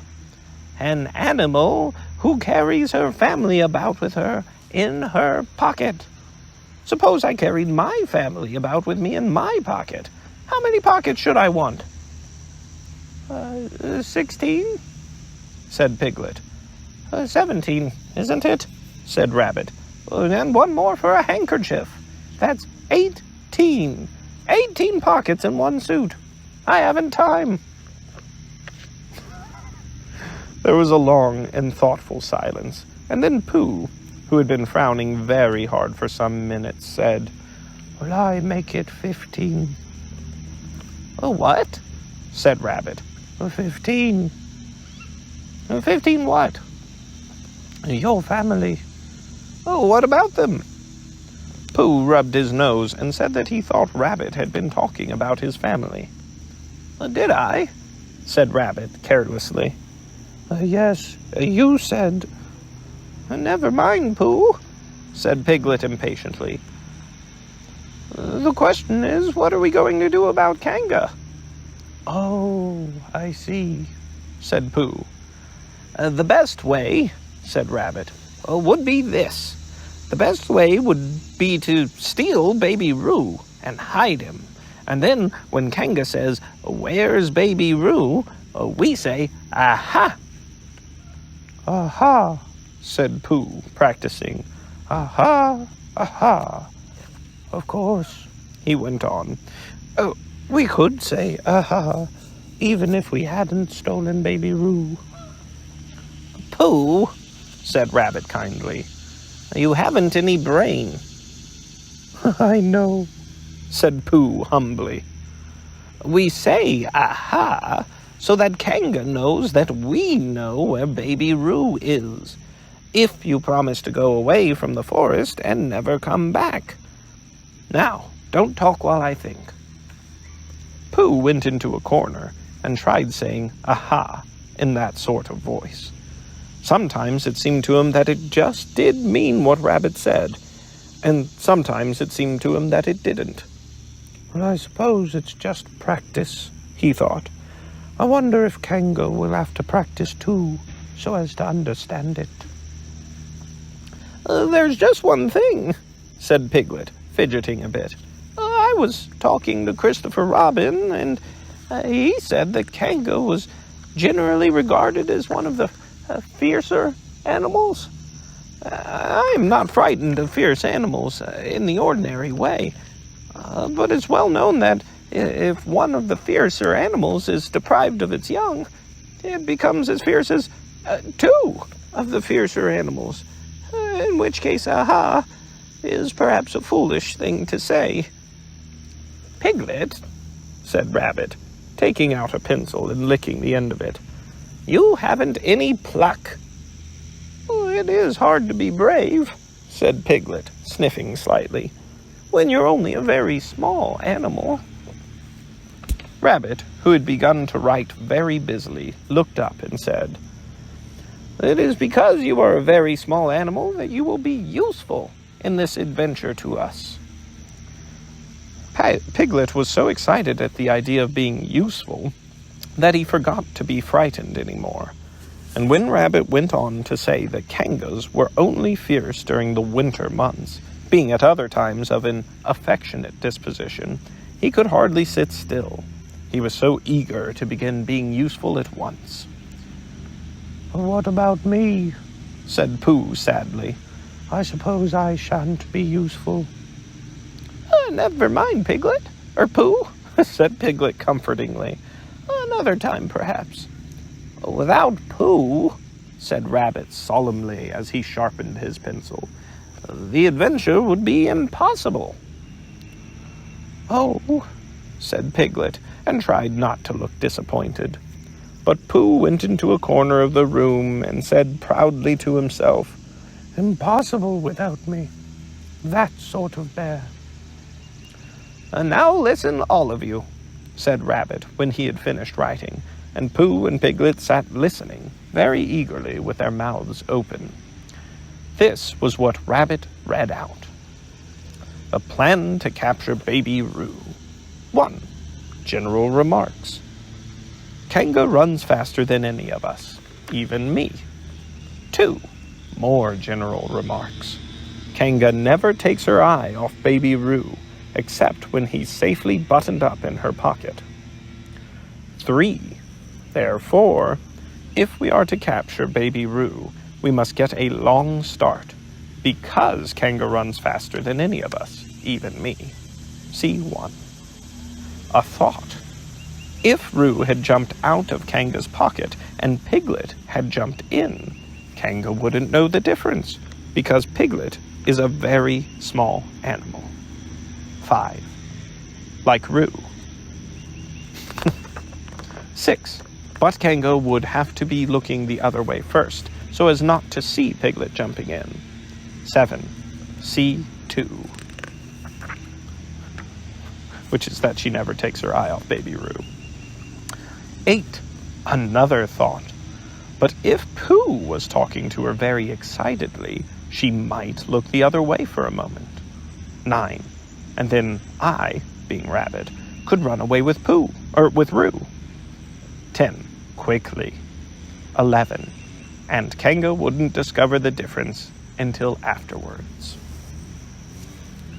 Well, Rabbit read this out proudly, and for a little while after he had read it, nobody said anything.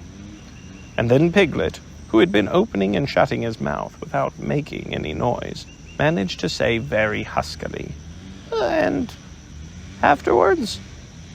Well, how do you mean? Oh, when Kanga does discover the difference.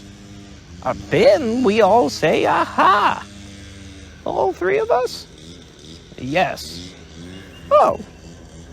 Why? What's the trouble, Piglet? Nothing, said Piglet. As long as we all three say it, said Piglet. I don't mind, he said. But I shouldn't care to say, aha, by myself. It wouldn't sound nearly quite so well. By the way, he said, you are quite sure about what you said about the winter months? The winter months? Yes. Only being fierce in the winter months. Oh, yes. That's all right. Well, Pooh, you see what you have to do? No, said Pooh Bear, not yet. What do I do? Well, you just have to talk very hard to Kanga, so she doesn't notice anything. Oh, what about? Anything you like. You mean like telling her a little bit of poetry or something? That's it, said Rabbit. Splendid. Now come along.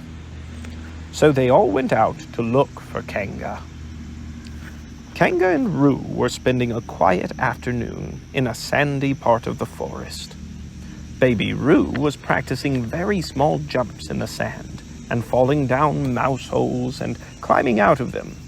And Kanga was fidgeting about and saying, "Just one more jump, dear, then we must go home." And at the moment, who should come stumping up the hill but Pooh. Good afternoon, Kanga. "Oh, good afternoon, Pooh." "Look at me jumping," squeaked Roo, and fell into another mouse hole. Hello, Roo, my little fellow. "We were just going home," said Kanga. "Good afternoon, Rabbit. Good afternoon, Piglet." Rabbit and Piglet, who had now come up from the other side of the hill, said, "Good afternoon," and "Hello, Roo." And Roo asked them to look at him jumping. So they stayed and looked. And Kanga looked too. "Oh, Kanga," said Pooh, after Rabbit had winked at him twice. "I don't know if you're interested in poetry at all." "Hardly at all," said Kanga. "Oh," said Pooh. "Pooh, dear, just one more jump and then we must go home." There was a short silence while Roo fell down another mouse hole. "Go on," said Rabbit in a loud whisper behind his paw. Talking of poetry," said Pooh, "I made up a little piece as I was coming along. It went like this. Now let me see." "Fancy," said Kanga. "Now, Roo, dear." You'll like this piece of poetry," said Rabbit. "You'll love it," said Piglet. "You must listen very carefully," said Rabbit. "So as not to miss any of it," said Piglet. "Oh, yes," said Kanga, but she still looked at Baby Roo. "How did it go, Pooh?" said Rabbit. Pooh gave a little cough and began. Lines written by a bear of very little brain. On Monday, when the sun is hot, I wonder to myself a lot. Now is it true or is it not? That what is which and which is what? On Tuesday when it hails and snows, the feeling on me grows and grows, that hardly anybody knows if those are these and these are those. On Wednesday when the sky is blue, and I have nothing else to do, I wonder sometimes if it's true that who is what and what is who. On Thursday when it starts to freeze and hoarfrost twinkles on the trees, how very readily one sees that these are whose, but whose are these. On Friday, "Yes, it is, isn't it?" said Kanga, not waiting to hear what happened on Friday. "Just one more jump, Roo. Then we really must be going." Rabbit gave Pooh a hurrying up sort of nudge. Talking of poetry," said Pooh quickly, "have you ever noticed that tree right over there?" "Where?" said Kanga. "Now, Roo, right over there," said Pooh, pointing behind Kanga's back. "No," said Kanga. "Now jump in, Roo dear, and we'll go home." You ought to look at that tree right over there," said Rabbit. "Shall I lift you in, Roo?" And he picked up Roo in his paws. "I can see a bird in it from here," said Pooh. "Or is it a fish?" You ought to see that bird from here," said Rabbit, "unless it is a fish." "It isn't a fish, it's a bird," said Piglet. "So it is," said Rabbit. Well, is it a starling or a blackbird? said Pooh. That's the whole question, said Rabbit. Is it a blackbird or a starling? And then at last Kanga did turn her head to look, and the moment that her head was turned, Rabbit said in a loud voice, "In you go, Roo!" And in jumped Piglet into Kanga's pocket, and off scampered Rabbit, with Roo in his paws, as fast as he could. Oh, why, where's Rabbit? said Kanga, turning round again. Are you all right, Roo, my dear? Piglet made a squeaky Roo noise from the bottom of Kanga's pocket. A rabbit had to go away, said Pooh. I think he thought of something he had to go and see about suddenly. And Piglet? Well, I think Piglet thought of something at the same time, suddenly. Well, we must be getting home, said Kanga. Goodbye, Pooh. And in 3 large jumps, she was gone. Pooh looked after her as she went. I wish I could jump like that, he thought. Some can and some can't. That's how it is. But there were moments when Piglet wished that Kanga couldn't. Often, when he had had a long walk home through the forest, he had wished that he were a bird. But now, he thought jerkily to himself at the bottom of Kanga's pocket, if this is flying, I shall never really take to it. And as he went up in the air, he said, "Whoa!" And as he came down, he said, "Ow!" And as he was saying, "Ooh, ow, ooh, ow, ooh, ow," all the way, and he said that all the way to Kanga's house. Of course, as soon as Kanga unbuttoned her pocket, she saw what had happened. Just for a moment, she thought she was frightened. And then she knew she wasn't, for she felt quite sure that Christopher Robin would never let any harm happen to Roo. So she said to herself, if they are having a joke with me, I will have a joke with them. Now then, Roo dear, she said, as she took Piglet out of her pocket. Bedtime. Aha! said Piglet, as well as he could after his terrifying journey. But it wasn't a very good aha, and Kanga didn't seem to understand what it meant. Bath first, said Kanga in a cheerful voice. Aha! said Piglet again, looking around anxiously for the others. But the others weren't there. Rabbit was playing with Baby Roo in his own house and feeling more fond of him every minute. And Pooh, who had decided to be Kanga, was still at the sandy place on top of the forest, practicing jumps. I'm not sure at all, said Kanga in a thoughtful voice, that it wouldn't be a good idea to have a cold bath this evening. Would you like that, Roo dear? Piglet, who had never really been fond of baths, shuddered a long, indignant shudder, and said in as brave a voice as he could, Kanga, I see the time has come to speak plainly. Funny little Roo, said Kanga, as she got the bath water ready. I am not Roo, said Piglet loudly. I am Piglet. Yes, dear, yes, said Kanga soothingly, and imitating Piglet's voice, too. So clever of him. And she went on, as she took a large bar of yellow soap out of the cupboard. What will he be doing next? Oh, can't you see? Shouted Piglet. Haven't you got eyes? Look at me. Well, I am looking, Roo dear, said Kanga rather severely, and you know what I told you yesterday about making faces. If you go on making faces like Piglet's, you will grow up to look like Piglet, and then think how sorry you will be.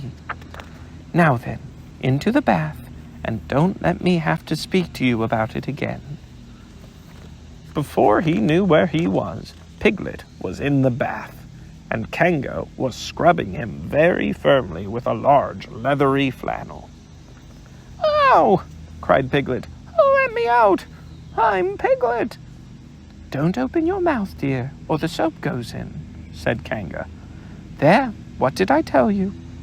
You did it on purpose, spluttered Piglet as soon as he could speak again, and then, accidentally, had another mouthful of lathery flannel.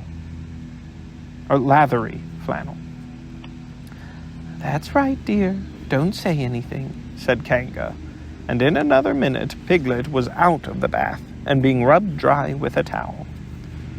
Now, said Kanga, there's your medicine, and then bed. What medicine? Said Piglet. Well, to make you grow big and strong, dear. You don't want to grow up small and weak like Piglet, do you? Well, then. At that moment there was a knock at the door. Come in, said Kanga, and in came Christopher Robin. Christopher Robin! Christopher Robin! cried Piglet. Tell Kanga who I am. She keeps saying I'm Roo. I'm not Roo, am I? Christopher Robin looked at him very carefully and shook his head. You can't be Roo, he said, because I've just seen Roo playing in Rabbit's house. Well, said Kanga, fancy that. Fancy mime making a mistake like that. There you are, said Piglet. I told you so. I'm Piglet. Christopher Robin shook his head again. Oh, well, you're not Piglet, he said. I know Piglet well, and he's quite a different color. Piglet began to say that this was because he had just had a bath, and then he thought that perhaps he wouldn't say that. And as he opened his mouth to say something else, Kanga slipped the medicine spoon in and then patted him on the back and told him that it was really quite a nice taste when you got used to it. I knew it wasn't Piglet, said Kanga. I wonder who it can be. Well, perhaps it's some relation of Pooh's, said Christopher Robin. What about a nephew or an uncle or something? Kanga agreed that this was probably what it was, and said that they would have to call it by some name. I shall call it Pootle, said Christopher Robin. Henry Pootle for short. And just when it was decided, Henry Pootle wriggled out of Kanga's arms and jumped to the ground. To his great joy, Christopher Robin had left the door open. Never had Henry Pootle Piglet run so fast as he ran then, and he didn't stop running until he had got quite close to his house. But when he was 100 yards away, he stopped running and rolled the rest of the way home, so as to get his own nice, comfortable color again. So Kanga and Roo stayed in the forest, and every Tuesday, Roo spent the day with his great friend Rabbit, and every Tuesday, Kanga spent the day with her great friend Pooh, teaching him to jump. And every Tuesday, Piglet spent the day with his great friend Christopher Robin. So, they were all happy again. End of the chapter. Chapter 8, in which Christopher Robin leads an expedition to the North Pole. One fine day, Pooh had stumped up to the top of the forest to see if his friend Christopher Robin was interested in bears at all. At breakfast that morning, a simple meal of marmalade spread lightly over a honeycomb or two, he had suddenly thought of a new song. It began like this: Sing ho for the life of a bear. When he had got as far as this, he stretched his head and thought to himself, that's a very good start for a song. But what about the second line? He tried singing ho 2 or 3 times, but it didn't seem to help. Perhaps it would be better, he thought, if I sang hi for the life of a bear. So he sang it, but it wasn't. Very well, then, he said. I shall sing that first line twice, and perhaps if I sing it very quickly, I shall find myself singing the third and fourth lines before I have time to think of them, and that will be a good song. Now then, sing ho for the life of a bear, sing ho for the life of a bear. I don't much mind if it rains or snows, 'cause I've got a lot of honey on my nice new nose. I don't much care if it snows or it thaws, 'cause I've got a lot of honey on my nice clean paws. Sing ho for a bear, sing ho for a Pooh, and I'll have a little something in an hour or two. He was so pleased with this song that he sang it all the way to the top of the forest. And if I go on singing it much longer, he thought, it will be time for a little something, and then the last line won't be true. So he turned it into a hum instead. Christopher Robin was sitting outside his door, putting on his big boots. As soon as he saw the big boots, Pooh knew that an adventure was going to happen, and he brushed the honey off his nose with the back of his paw and spruced himself up as well as he could, so as to look ready for anything. Good morning, Christopher Robin, he called out. Hello, Pooh Bear. I can't get this boot on.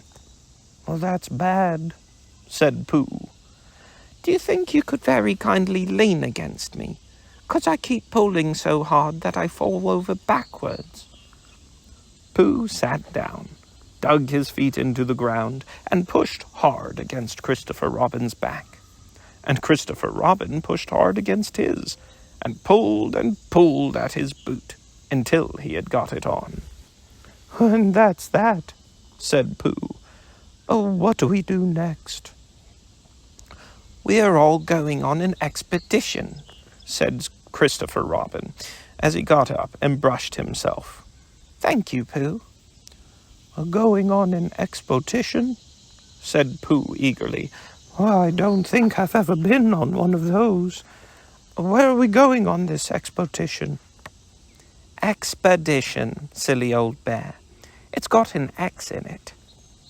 Oh, said Pooh. I know. But he didn't really. We're going to discover the North Pole. Oh, said Pooh again. What is the North Pole? he asked. Oh, it's just a thing you discover, said Christopher Robin carelessly, not being quite sure himself. Oh, I see, said Pooh. Are bears any good at discovering it? Of course they are, and rabbit, and kangaroo, and all of you. It's an expedition. That's what an expedition means. A long line of everybody. You'd better tell the others to get ready, while I see if my gun's all right. And we must all bring provisions. Bring what? Things to eat. Oh, said Pooh happily. I thought you said provisions. I'll go and tell them. And he stumped off. The first person he met was Rabbit. Hello, Rabbit, he said. Is that you? Let's pretend it isn't, said Rabbit, and see what happens. Well, I've got a message for you. I'll give it to him. We're all going on an expedition with Christopher Robin. What is it when we're on it? Well, a sort of boat, I think, said Pooh. Oh, that sort. Yes, and we're going to discover a pole or something. Or was it a mole? Anyhow, we're going to discover it. We are we? said Rabbit. Yes, and we've got to bring things to eat with us, in case we want to eat them. Now I'm going down to Piglet's. Tell Kanga, will you? He left Rabbit and hurried down to Piglet's house. The piglet was sitting on the ground at the door of his house, blowing happily at a dandelion, and wondering whether it would be this year, next year, sometime or never. He had just discovered that it would be never, and was trying to remember what it was, and hoping it wasn't anything else, when Pooh came up. "Oh, Piglet," said Pooh excitedly. "Oh, we're going on an expedition, all of us, with things to eat, to discover something." To discover what?" said Piglet anxiously. "Oh, just something." "Nothing fierce?" Christopher Robin didn't say anything about fierce. He just said it had an X. "Well, it isn't their necks I mind," said Piglet earnestly. "It's their teeth. But if Christopher Robin is coming, I don't need anything, or mind anything." In a little while they were already at the top of the forest, and the expedition started. First came Christopher Robin and Rabbit, then Piglet and Pooh, then Kanga with Roo in her pocket, and Owl, then Eeyore, and at the end, in a long line, all Rabbit's friends and relations. "Well, I didn't ask them," explained Rabbit carelessly. "They just came. They always do. They can march at the end, after Eeyore." "What I say," said Eeyore, "is that it's unsettling. I didn't want to come on this what Pooh said. I only came to oblige. But here I am, and if I am the end of the what we're talking about, then let me be the end. But if every time I want to sit down for a little rest, I have to brush away half a dozen of Rabbit's smaller friends and relations first, well, then this isn't an whatever it is at all. It's simply a confused noise. That's what I say." "I see what Eeyore means," said Owl. "If you ask me—" "I'm not asking anybody," said Eeyore. "I'm just telling everybody. We can look for the North Pole, or we can play Here We Go Gathering Nuts in May with the end part of an ant's nest. It's all the same to me." There was a shout from the top of the line. "Come on!" called Christopher Robin. "Come on!" cried Pooh and Piglet. "Come on!" called Owl. "Oh, we're starting," said Rabbit. "I must go." And he hurried off to the front of the expedition with Christopher Robin. "All right," said Eeyore. "We're going. Only don't blame me." So off they all went to discover the pole. And as they walked, they chattered to each other of this and that. All except Pooh, who was making up a song. "Oh, this is the first verse," he said to Piglet when he was ready with it. "First verse of what?" "My song." "What song?" "This one." "Which one?" "Well, if you listen, Piglet, you'll hear it." How do I know, or how do you know I'm not listening?" Well, Pooh couldn't answer that one, so he began to sing. "They all went off to discover the pole, Owl and Piglet and Rabbit and all. It's a thing you discover, I've been told, by Owl and Piglet and Rabbit and all. Eeyore, Christopher, Robin, and Pooh, and Rabbit's relations all went too, and where the pole was, none of them knew. Sing hey for Owl and Rabbit and all." "Hush," said Christopher Robin, turning round to Pooh. "We're just coming to a dangerous place." "Hush," said Pooh, turning round quickly to Piglet. "Hush," said Piglet to Kanga. "Hush," said Kanga to Owl, while Roo said hush several times to himself very quietly. "Hush," said Owl to Eeyore. "Hush," said Eeyore in a terrible voice to all Rabbit's friends and relations. And "Hush, hush, hush," they said hastily to each other all down the line, until it got to the last one of all. And the last and smallest friend and relation was so upset to find that the whole Expotition was saying hush to him that he buried himself head downwards in a crack in the ground, and stayed there for 2 days until the danger was over, and then went home in a great hurry, and lived quietly with his aunt ever afterwards. His name was Alexander Beetle. They had come to a stream which twisted and tumbled between high rocky banks, and Christopher Robin saw at once how dangerous it was. "It's just the place," he explained, "for an ambush." "A what sort of bush?" whispered Pooh to Piglet. "A gorse bush?" "My dear Pooh," said Owl in a superior way, or his superior way, "don't you know what an ambush is?" "Owl," said Piglet, looking round at him severely. "Pooh's whisper was a perfectly private whisper, and there was no need—" "An ambush," said Owl, "is a sort of surprise." "So is a gorse bush sometimes," said Pooh. "An ambush, as I was about to explain to Pooh," said Piglet, "is a sort of surprise." "If people jump out at you suddenly, that's an ambush," said Owl. "It's an ambush, Pooh, when people jump at you suddenly," explained Piglet. Pooh, who now knew what an ambush was, said that a gorse bush had sprung at him suddenly one day when he fell off a tree, and he had taken 6 days to get all the prickles out of himself. "We are not talking about gorse bushes," said Owl a little crossly. "Well, I am," said Pooh.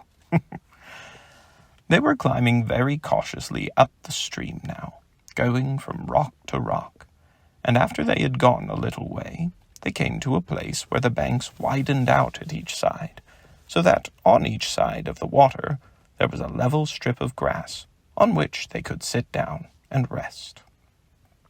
As soon as he saw this, Christopher Robin called, "Halt!" and they all sat down and rested. "I think," said Christopher Robin, "that we ought to eat all our provisions now, so that we shan't have so much to carry." "Eat all our what?" said Pooh. "All that we brought," said Piglet, getting to work. "That's a good idea," said Pooh, and he got to work too. "Have you all got something?" asked Christopher Robin with his mouth full. "All except me," said Eeyore, "as usual." He looked round at them in his melancholy way. "I suppose none of you are sitting on a thistle by any chance?" "Well, I believe I am," said Pooh. "Ow!" He got up and looked behind him. "Yes, as I thought. I was." "Thank you, Pooh, if you've quite finished with it." He moved across to Pooh's place and began to eat. "It don't do them any good, you know, sitting on 'em," he went on, as he looked up, munching. "Takes all the life out of them. Remember that another time, all of you. A little consideration, a little thought for others, makes all the difference." As soon as he had finished his lunch, Christopher Robin whispered to Rabbit, and Rabbit said, Yes, of course." And they walked a little way up the stream together. "I didn't want the others to hear," said Christopher Robin. "Quite so," said Rabbit, looking important. I wondered. Well, it's only... Rabbit, I suppose you don't know. What does the North Pole look like?" "Oh, well," said Rabbit, stroking his whiskers. "Now you're asking me." "Well, I did know once, only I've sort of forgotten," said Christopher Robin carelessly. "It's a funny thing," said Rabbit, "But I've sort of forgotten too, although I did know once. I suppose it's just a pole stuck in the ground? Sure to be a pole, said Rabbit, because of calling a pole. And if it's a pole, well, I should think it would be sticking out of the ground, shouldn't you? Because there'd be nowhere else to stick it. Yes, that's what I thought. The only thing is, said Rabbit, is where is it sticking? Well, that's what we're looking for, said Christopher Robin. They went back to the others. Piglet was lying on his back, sleeping peacefully. Roo was washing his face and paws in the stream, while Kanga explained to everybody proudly that this was the first time he had ever washed his face himself. And Owl was telling Kanga an interesting anecdote, full of long words like encyclopedia and rhododendron, to which Kanga wasn't listening. I don't hold with all this washing, grumbled Eeyore. This modern, behind-the-ears nonsense. What do you think, Pooh? Well, said Pooh, I think... But we shall never know what Pooh thought, for there was a sudden squeak from Roo, a splash, and a loud cry of alarm from Kanga. So much for washing, said Eeyore. Roo's fallen in, cried Rabbit, and he and Christopher Robin came rushing down to the rescue. Look at me swimming, squeaked Roo from the middle of his pool, and was hurried down a waterfall into the next pool. Are you all right, Roo, dear? Called Kanga anxiously. Yes, said Roo. Look at me swim. And down he went over the next waterfall into another pool. Everybody was doing something to help. Piglet, wide awake suddenly, was jumping up and down and making, "Oh, I say," noises. Owl was explaining that in a case of sudden and temporary immersion, the important thing was to keep the head above water. Kanga was jumping along the bank, saying, "Are you sure you're all right, Roo, dear?" To which Roo, from whatever pool he was in at the moment, was answering, "Look at me swimming!" Eeyore had turned round and hung his tail over the first pool into which Roo fell, and with his back to the accident was grumbling quietly to himself and saying, "All this washing, but catch on to my tail, little Roo. You'll be all right." And Christopher Robin and Rabbit came hurrying past Eeyore and were calling out to the others in front of them. "All right, Roo, I'm coming," called Christopher Robin. "Get something across the stream lower down, some of you fellows," called Rabbit. But Pooh was getting something. 2 pools below Roo, he was standing with a long pole in his paws, and Kanga came up and took one end of it, and between them they held it across the lower part of the pool, and Roo, still bubbling proudly, "Look at me swimming," drifted up against it and climbed out. "Did you see me swimming?" squeaked Roo excitedly, while Kanga scolded him and rubbed him down. "Pooh, did you see me swimming? That's called swimming, what I was doing. Rabbit, did you see what I was doing? Swimming. Hello, Piglet. I say, Piglet, what do you think I was doing? Swimming. Christopher Robin, did you see me?" But Christopher Robin wasn't listening. He was looking at Pooh.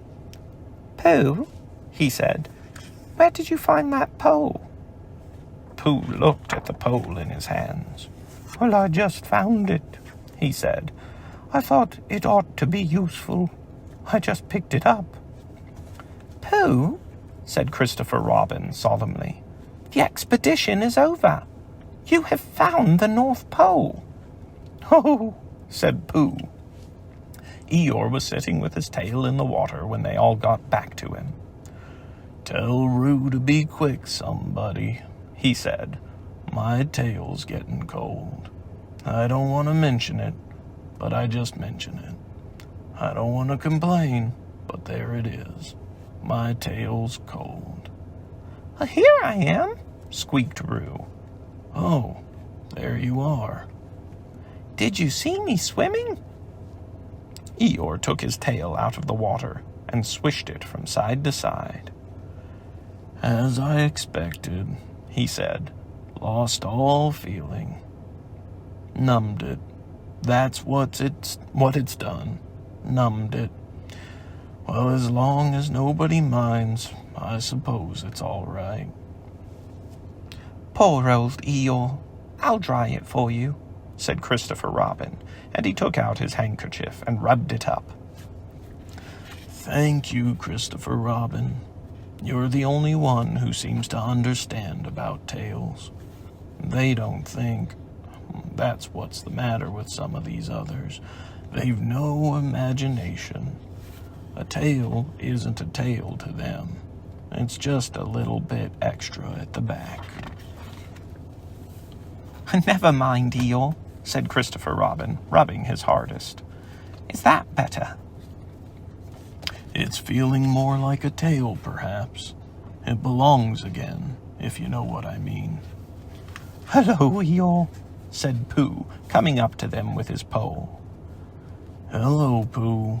Thank you for asking, but I shall be able to use it again in a day or two." "Use what?" said Pooh. "What we are talking about."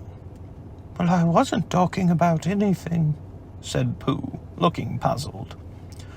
"My mistake again. I thought you were saying how sorry you were about my tail being all numb. And could you do anything to help?" "No," said Pooh. "Oh, that wasn't me," he said. He thought for a little and then suggested helpfully, "Perhaps it was somebody else." "Well, thank him for me when you see him." Pooh looked anxiously at Christopher Robin. "Pooh's found the North Pole," said Christopher Robin. "Isn't that lovely?" Pooh looked modestly down. "Is that it?" said Eeyore. "Yes," said Christopher Robin. "Is that what we were looking for?" "Yes," said Pooh. "Oh," said Eeyore. "Well, anyhow, it didn't rain," he said. They stuck the pole in the ground, and Christopher Robin tied a message onto it. "North Pole, discovered by Pooh." Pooh found it. Then they all went home again, and I think, but I'm not quite sure, that Roo had a hot bath and went straight to bed. But Pooh went back to his own house, and, feeling very proud of what he had done, had a little something to revive himself. End of the chapter. Chapter 9, in which Piglet is entirely surrounded by water. It rained, and it rained, and it rained. Piglet told himself that never in all his life, and he was goodness knows how old, 3, was it, or 4? Never had he seen so much rain. Days and days and days. If only, he thought, as he looked out of the window, I had been in Pooh's house, or Christopher Robin's house, or Rabbit's house, when it began to rain. Then I should have company all this time, instead of being out here all alone, with nothing to do except wonder when it'll stop. And he imagined himself with Pooh saying, Did you ever see such rain, Pooh? And Pooh saying, Isn't it awful, Piglet? And Piglet saying, I wonder how much it is over Christopher Robin's way. And Pooh saying, Well, I should think poor old Rabbit is about flooded out by this time. It would have been jolly to talk like this, and really, it wasn't much good having anything exciting like floods if you couldn't share them with anybody. For it was rather exciting.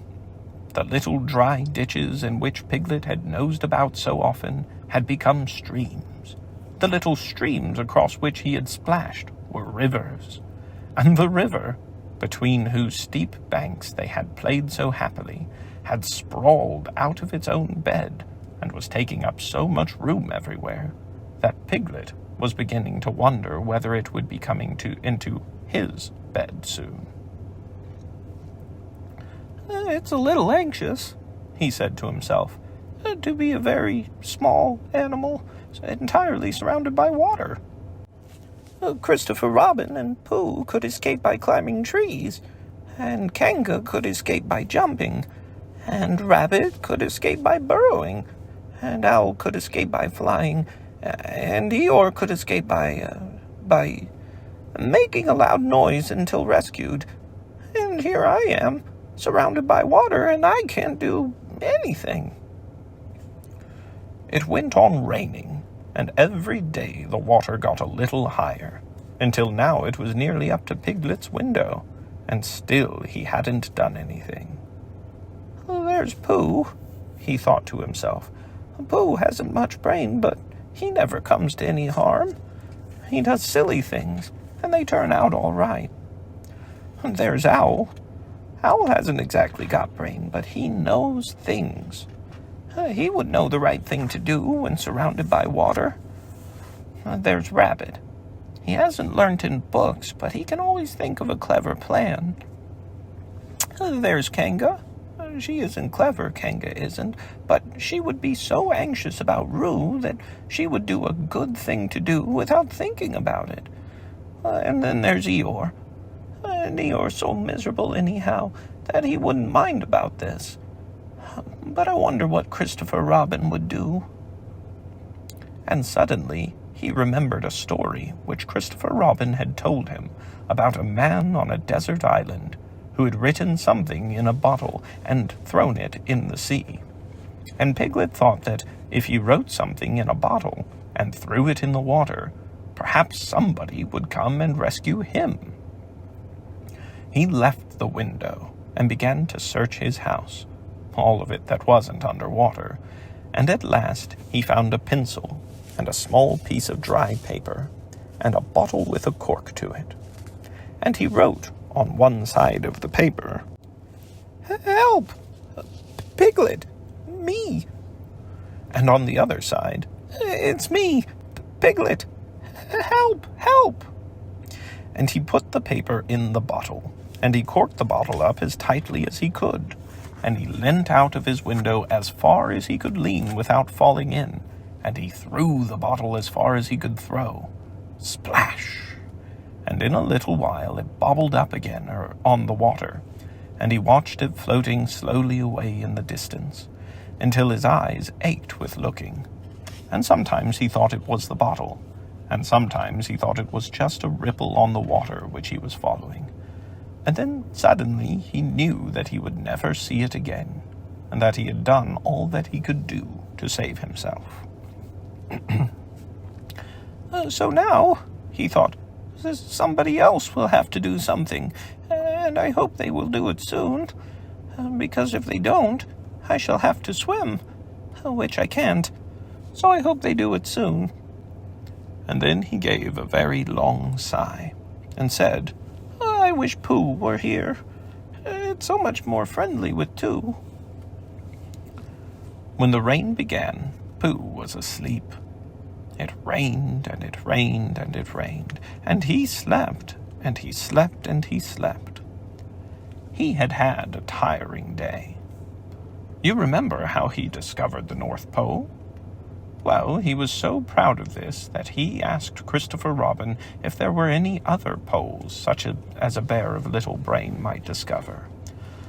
"There's a South Pole," said Christopher Robin, "and I expect there's an East Pole and a West Pole, though people don't like talking about them." Pooh was very excited when he heard this, and suggested that they should have an expedition to discover the East Pole. But Christopher Robin had thought of something else to do with Kanga. So Pooh went out to discover the East Pole by himself. Whether he discovered it or not, I forget, but he was so tired when he got home that, in the very middle of his supper, After he had been eating for a little more than a half an hour, he fell asleep fast in his chair, and slept and slept and slept. Then suddenly he was dreaming. He was at the East Pole, and it was a very cold pole, with the coldest sort of snow and ice all over it. He had found a beehive to sleep in, but there wasn't room for his legs, so he had left them outside. And wild woozles, such as inhabit the East Pole, came and nibbled all the fur off his legs to make nests for their young. And the more they nibbled, the colder his legs got, until suddenly he woke up with an "Oh!" And there he was, sitting in his chair, with his feet in the water, and water all around him. He splashed to his door and looked out. "Oh, this is serious," said Pooh. "I must have an escape." So he took his largest pot of honey and escaped with it to a broad branch of his tree, well above the water. And then he climbed down again and escaped with another pot. And when the whole escape was finished, there was Pooh sitting on his branch, dangling his legs, and there beside him were 10 pots of honey.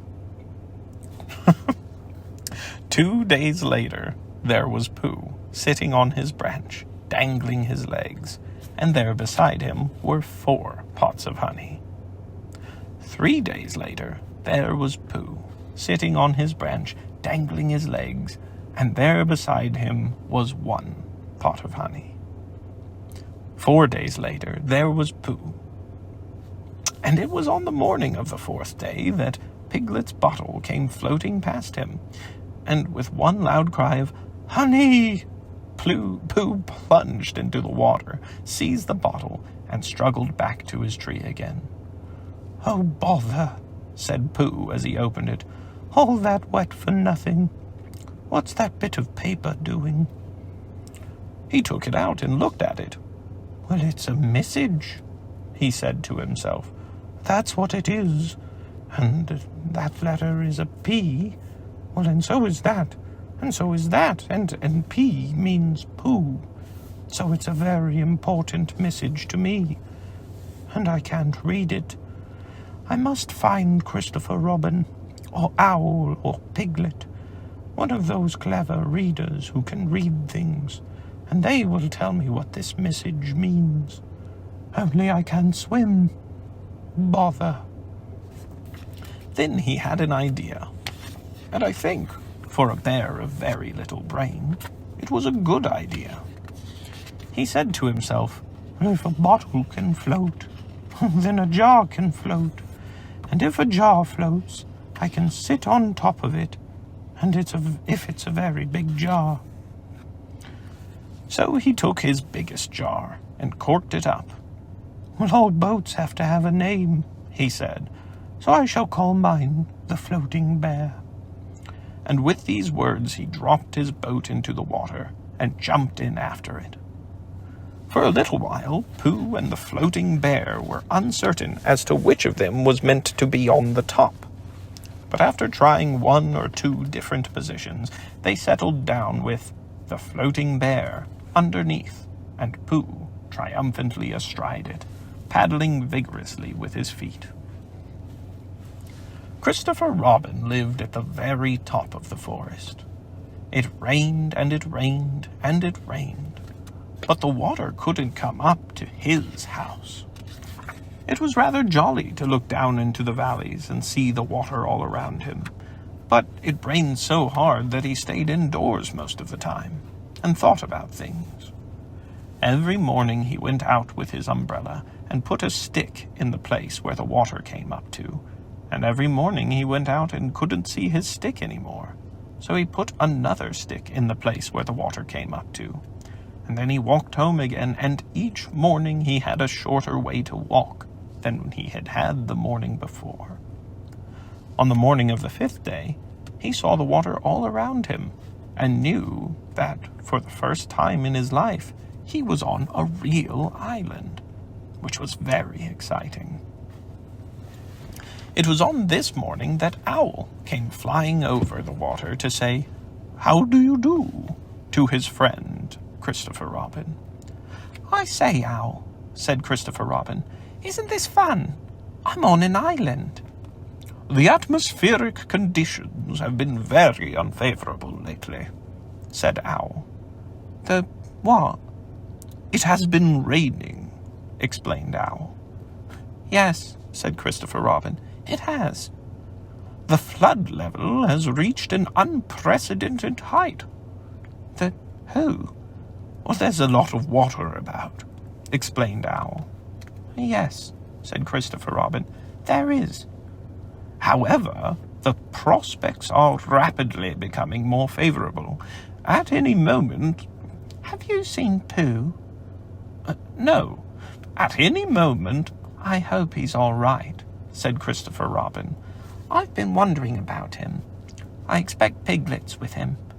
Do you think they're all right, Owl?" "Well, I expect so. You see, at any moment—" "Do go and see, Owl, because Pooh hasn't got very much brain, and he might do something silly, and I do love him so, Owl. Do you see, Owl?" "Well, that's all right," said Owl. "I'll go. Back directly." And he flew off. In a little while he was back again. "Pooh isn't there," he said. "Not there?" "Has been there. He's been sitting on a branch of his tree outside his house with 9 pots of honey. But he isn't there now." "Oh, Pooh!" cried Christopher Robin. "Where are you?" "Here I am," said a growly voice behind him. "Pooh!" They rushed into each other's arms. "Well, how did you get here, Pooh?" asked Christopher Robin when he was ready to talk again. "On my boat," said Pooh proudly. "I had a very important message sent me in a bottle, and owing to having got some water in my eyes, I couldn't read it. So I brought it to you on my boat." With these proud words he gave Christopher Robin the message. "But it's from Piglet," cried Christopher Robin when he had read it. "Well, isn't there anything about Pooh in it?" asked Bear, looking over his shoulder. Christopher Robin read the message aloud. "Oh, are those peas piglets? I thought they were Poohs." "We must rescue him at once. I thought he was with you, Pooh. Owl, could you rescue him on your back?" "Well, I don't think so," said Owl, after grave thought. "It is doubtful if the necessary dorsal muscles—" "Well, then would you fly to him at once and say that rescue is coming? And Pooh and I will think of a rescue and come as quick as ever we can. Oh, don't talk, Owl. Go on quick." And, still thinking of something to say, Owl flew off. "Now then, Pooh," said Christopher Robin, "where's your boat?" "I ought to say," explained Pooh as they walked down to the shore of the island, "that it isn't just an ordinary sort of boat. Sometimes it's a boat, and sometimes it's more of an accident. It all depends." "Well, depends on what?" "On whether I'm on top of it or underneath it." "Oh, well, where is it?" "There," said Pooh, pointing proudly to the floating bear. It wasn't what Christopher Robin expected, and the more he looked at it, the more he thought what a brave and clever bear Pooh was. And the more Christopher Robin thought this, the more Pooh looked modestly down his nose and tried to pretend he wasn't. "But it's too small for the 2 of us," said Christopher Robin sadly. 3 of us with Piglet." "That makes it smaller still. Oh, Pooh Bear, what shall we do?" And then this bear, Pooh Bear, Winnie the Pooh, FOP, friend of Piglet's, RC, Rabbit's companion, PD, Pole discoverer, EC and TF, Eeyore's comforter and tail finder. In fact, Pooh himself said something so clever that Christopher Robin could only look at him with mouth open and eyes staring, wondering if this was really the bear of very little brain, whom he had known and loved so long. "We might get in your umbrella," said Pooh. "Oh, we might get in your umbrella," said Pooh. "We might go in your umbrella," said Pooh. For suddenly Christopher Robin saw that they might. He opened his umbrella and put it point downwards in the water. It floated, but wobbled. Pooh got in. He was just beginning to say that it was all right now, when he found that it wasn't. So after a short drink, which he didn't really want, he waded back to Christopher Robin. Then they both got in together, and it wobbled no longer. "I shall call this boat the Brain of Pooh," said Christopher Robin. And the Brain of Pooh set sail forthwith in a southwesterly direction, revolving gracefully. You can imagine Piglet's joy when at last the ship came in sight of him. In after years, he liked to think that he had been in very great danger during the terrible flood.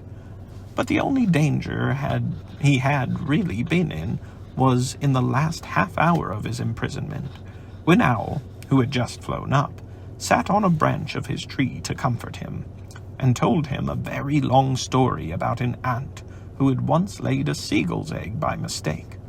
And the story went on and on, rather like this sentence, until Piglet, who was listening out of his window without much hope, went to sleep quietly and naturally, slipping slowly out of the window towards the water, until he was only hanging on by his toes.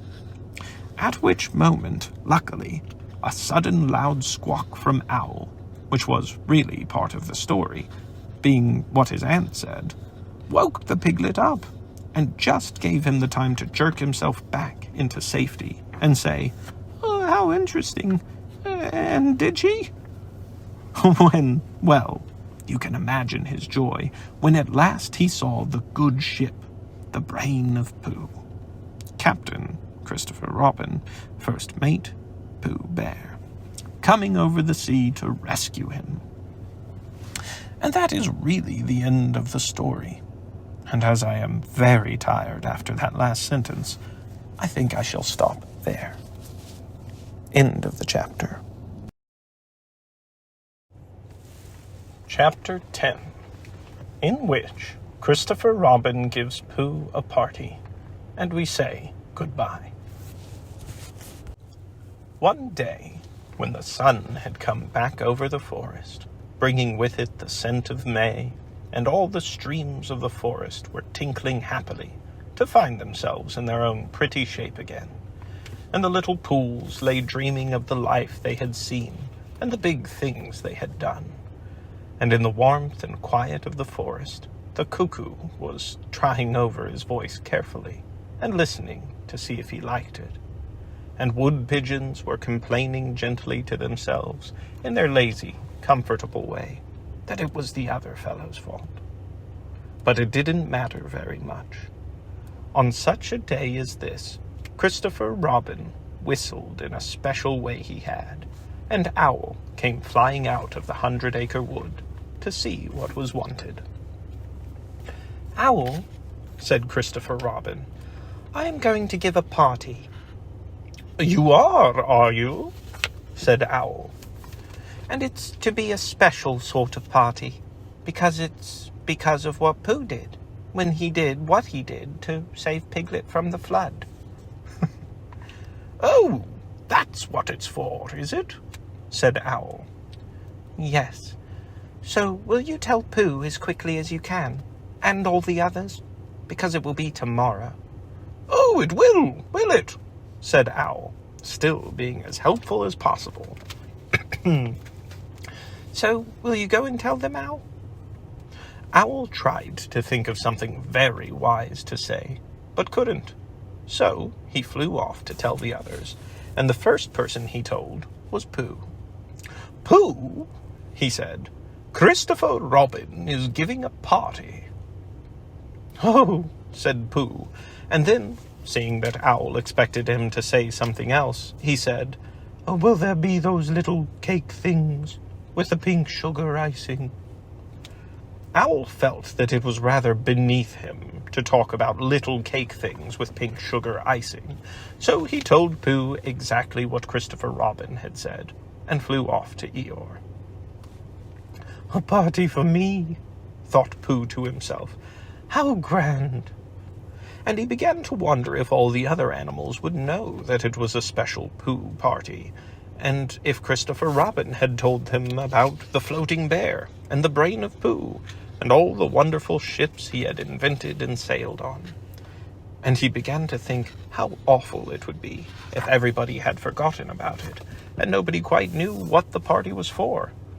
And the more he thought like this, the more the party got muddled in his mind, like a dream when nothing goes right. And the dream began to sing itself over in his head until it became a sort of song. A song I think we can all relate to. It was an anxious Pooh song. 3 cheers for Pooh. For who? For Pooh. Oh, what did he do? I thought you knew. He saved his friend from a wetting. 3 cheers for Bear. For where? For Bear. He couldn't swim, but he rescued him. He rescued who? Oh, listen, do. I am talking of Pooh. Of who? Of Pooh. I'm sorry I keep forgetting. Well, Pooh was a bear of enormous brain. Just say it again. Of enormous brain. Of enormous what? Well, he ate a lot, and I don't know if he could swim or not, but he managed to float on a sort of a boat. A sort of what? Well, a sort of pot. So now let's give him 3 hearty cheers. So now let's give him 3 hearty witches, and hope he'll be with us for years and years, and grow in health and wisdom and riches. 3 cheers for Pooh. For who? 3 cheers for Pooh. For Bear. From where? For Bear. 3 cheers for the wonderful Winnie the Pooh. Just tell me, somebody, what did he do? That was a trip. While this was going on inside him, Owl was talking to Eeyore. Eeyore, said Owl, Christopher Robin is giving a party. Very interesting, said Eeyore. I suppose they will be sending me down the odd bits which get trodden on. Kind and thoughtful. Not at all. Don't mention it. Well, there is an invitation for you. What's that like? An invitation. Yes, I heard you. Who dropped it? Well, this isn't anything to eat. It's asking you to the party. Tomorrow. Eeyore shook his head slowly. You mean Piglet, the little fellow with the excited ears. That's Piglet. I'll tell him. No, no, said Owl, getting quite fussy. It's you. Are you sure? Of course I'm sure. Christopher Robin said all of them. Tell all of them. All of them except Eeyore? All of them, said Owl sulkily. Ah, said Eeyore. A mistake, no doubt. But still I shall come. Only don't blame me if it rains. But it didn't rain. Christopher Robin had made a long table out of some long pieces of wood, and they all sat around it. Christopher Robin sat at one end, and Pooh sat at the other, and between them, on one side, were Owl and Eeyore and Piglet, and between them, on the other side, were Rabbit and Roo and Kanka. And all Rabbit's friends and relations spread themselves about on the grass, and waited, hopefully, in case anybody spoke to them, or dropped anything, or asked them the time.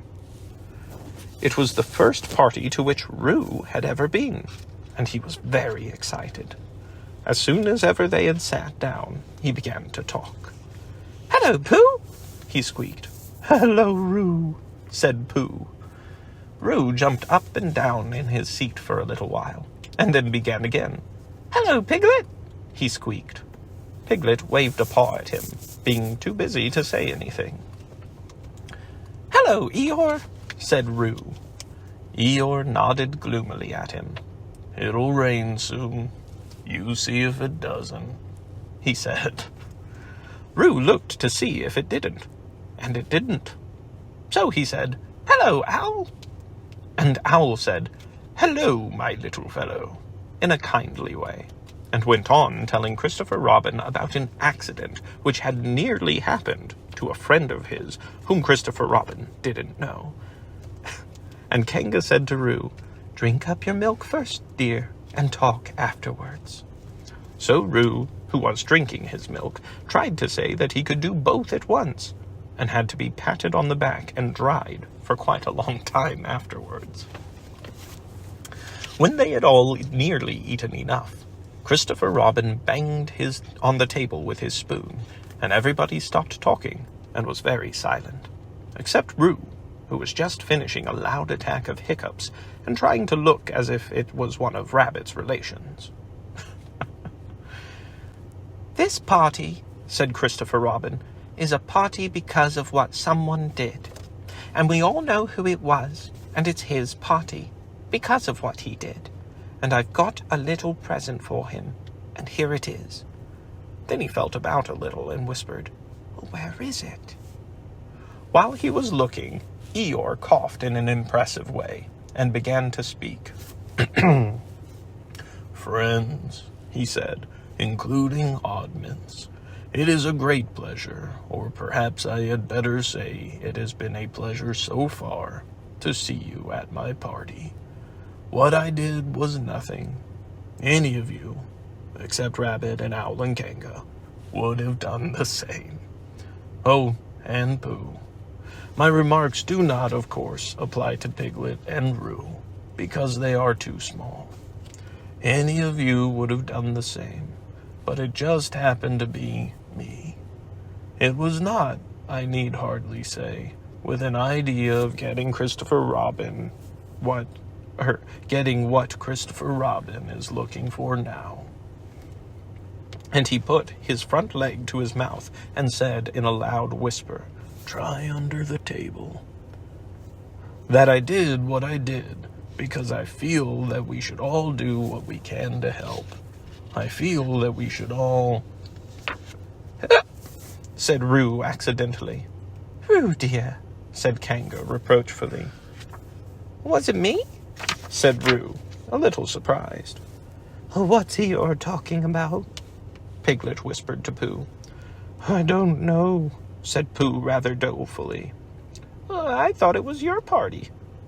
"I thought it was once, but I suppose that it isn't." "I'd sooner it was yours than Eeyore's," said Piglet. "So would I," said Pooh. said Roo again. "As I was saying," said Eeyore loudly and sternly, "as I was saying when I was interrupted by various loud sounds, I feel that..." "Here it is," cried Christopher Robin excitedly. "Pass it down to silly old Pooh. It's for Pooh." "For Pooh?" said Eeyore. "Well, of course it is. The best bear in all the world." "I might have known," said Eeyore. "After all, one can't complain. I have my friends. Somebody spoke to me only yesterday. And was it last week or the week before that Rabbit bumped into me and said, 'Bother. The social round. Always something going on.'" Nobody was listening, for they were all saying, "Open it, Pooh." "What is it, Pooh?" "I know what it is." "No, you don't." And other helpful remarks of this sort. And of course, Pooh was opening it as quickly as ever he could, but without cutting the string, because you never know when a bit of string might be useful. At last it was undone. When Pooh saw what it was, he nearly fell down. He was so pleased. It was a special pencil case. There were pencils in it marked B for bear, and pencils marked HB for helping bear, and pencils marked BB for brave bear. There was a knife for sharpening the pencils, and India rubber for rubbing out anything you had spelt wrong, and a ruler for ruling lines for the words to walk on, and inches marked on the ruler, in case you wanted to know how many inches anything was, and blue pencils, and red pencils, and green pencils, for saying special things in blue, and red, and green. And all these lovely things were in little pockets of their own, in a special case, which shut with a click when you clicked it. And they were all for Pooh. "Oh," said Pooh. "Oh, Pooh," said everybody else except Eeyore. "Thank you," growled Pooh. But Eeyore was saying to himself, "This writing business, pencils and whatnot, overrated if you ask me. Silly stuff, nothing in it." Later on, when they had all said goodbye and thank you to Christopher Robin, Pooh and Piglet walked home thoughtfully together in the golden evening, and for a long time they were silent. "When you wake up in the morning, Pooh," said Piglet at last, "what's the first thing you say to yourself?" "What's for breakfast?" said Pooh. "What do you say, Piglet?" "I say, I wonder what's going to happen exciting today," said Piglet. Pooh nodded thoughtfully. "Well, it's the same thing," he said. "And what did happen?" asked Christopher Robin. "When?" "Well, next morning." "I don't know." "Could you think and tell me and Pooh sometime?" "If you wanted it very much." "Well, Pooh does," said Christopher Robin. He gave a deep sigh, picked his bear up by the leg, and walked off to the door, trailing Winnie the Pooh behind him. At the door he turned and said, "Coming to see me have my bath?" "I might," I said. "Was Pooh's pencil case any better than mine?" "It was just about the same," I said. He nodded and went out, and in a moment I heard Winnie the Pooh bump, bump, bump, going up the stairs behind him. End of the chapter. A brief afterword. You gave me Christopher Robin, and then you breathed new life in Pooh. Whatever of each has left my pen goes homing back to you. My book is ready and comes to greet the mother it longs to see. It would be my present to you, my sweet, if it weren't your gift to me. End of the book.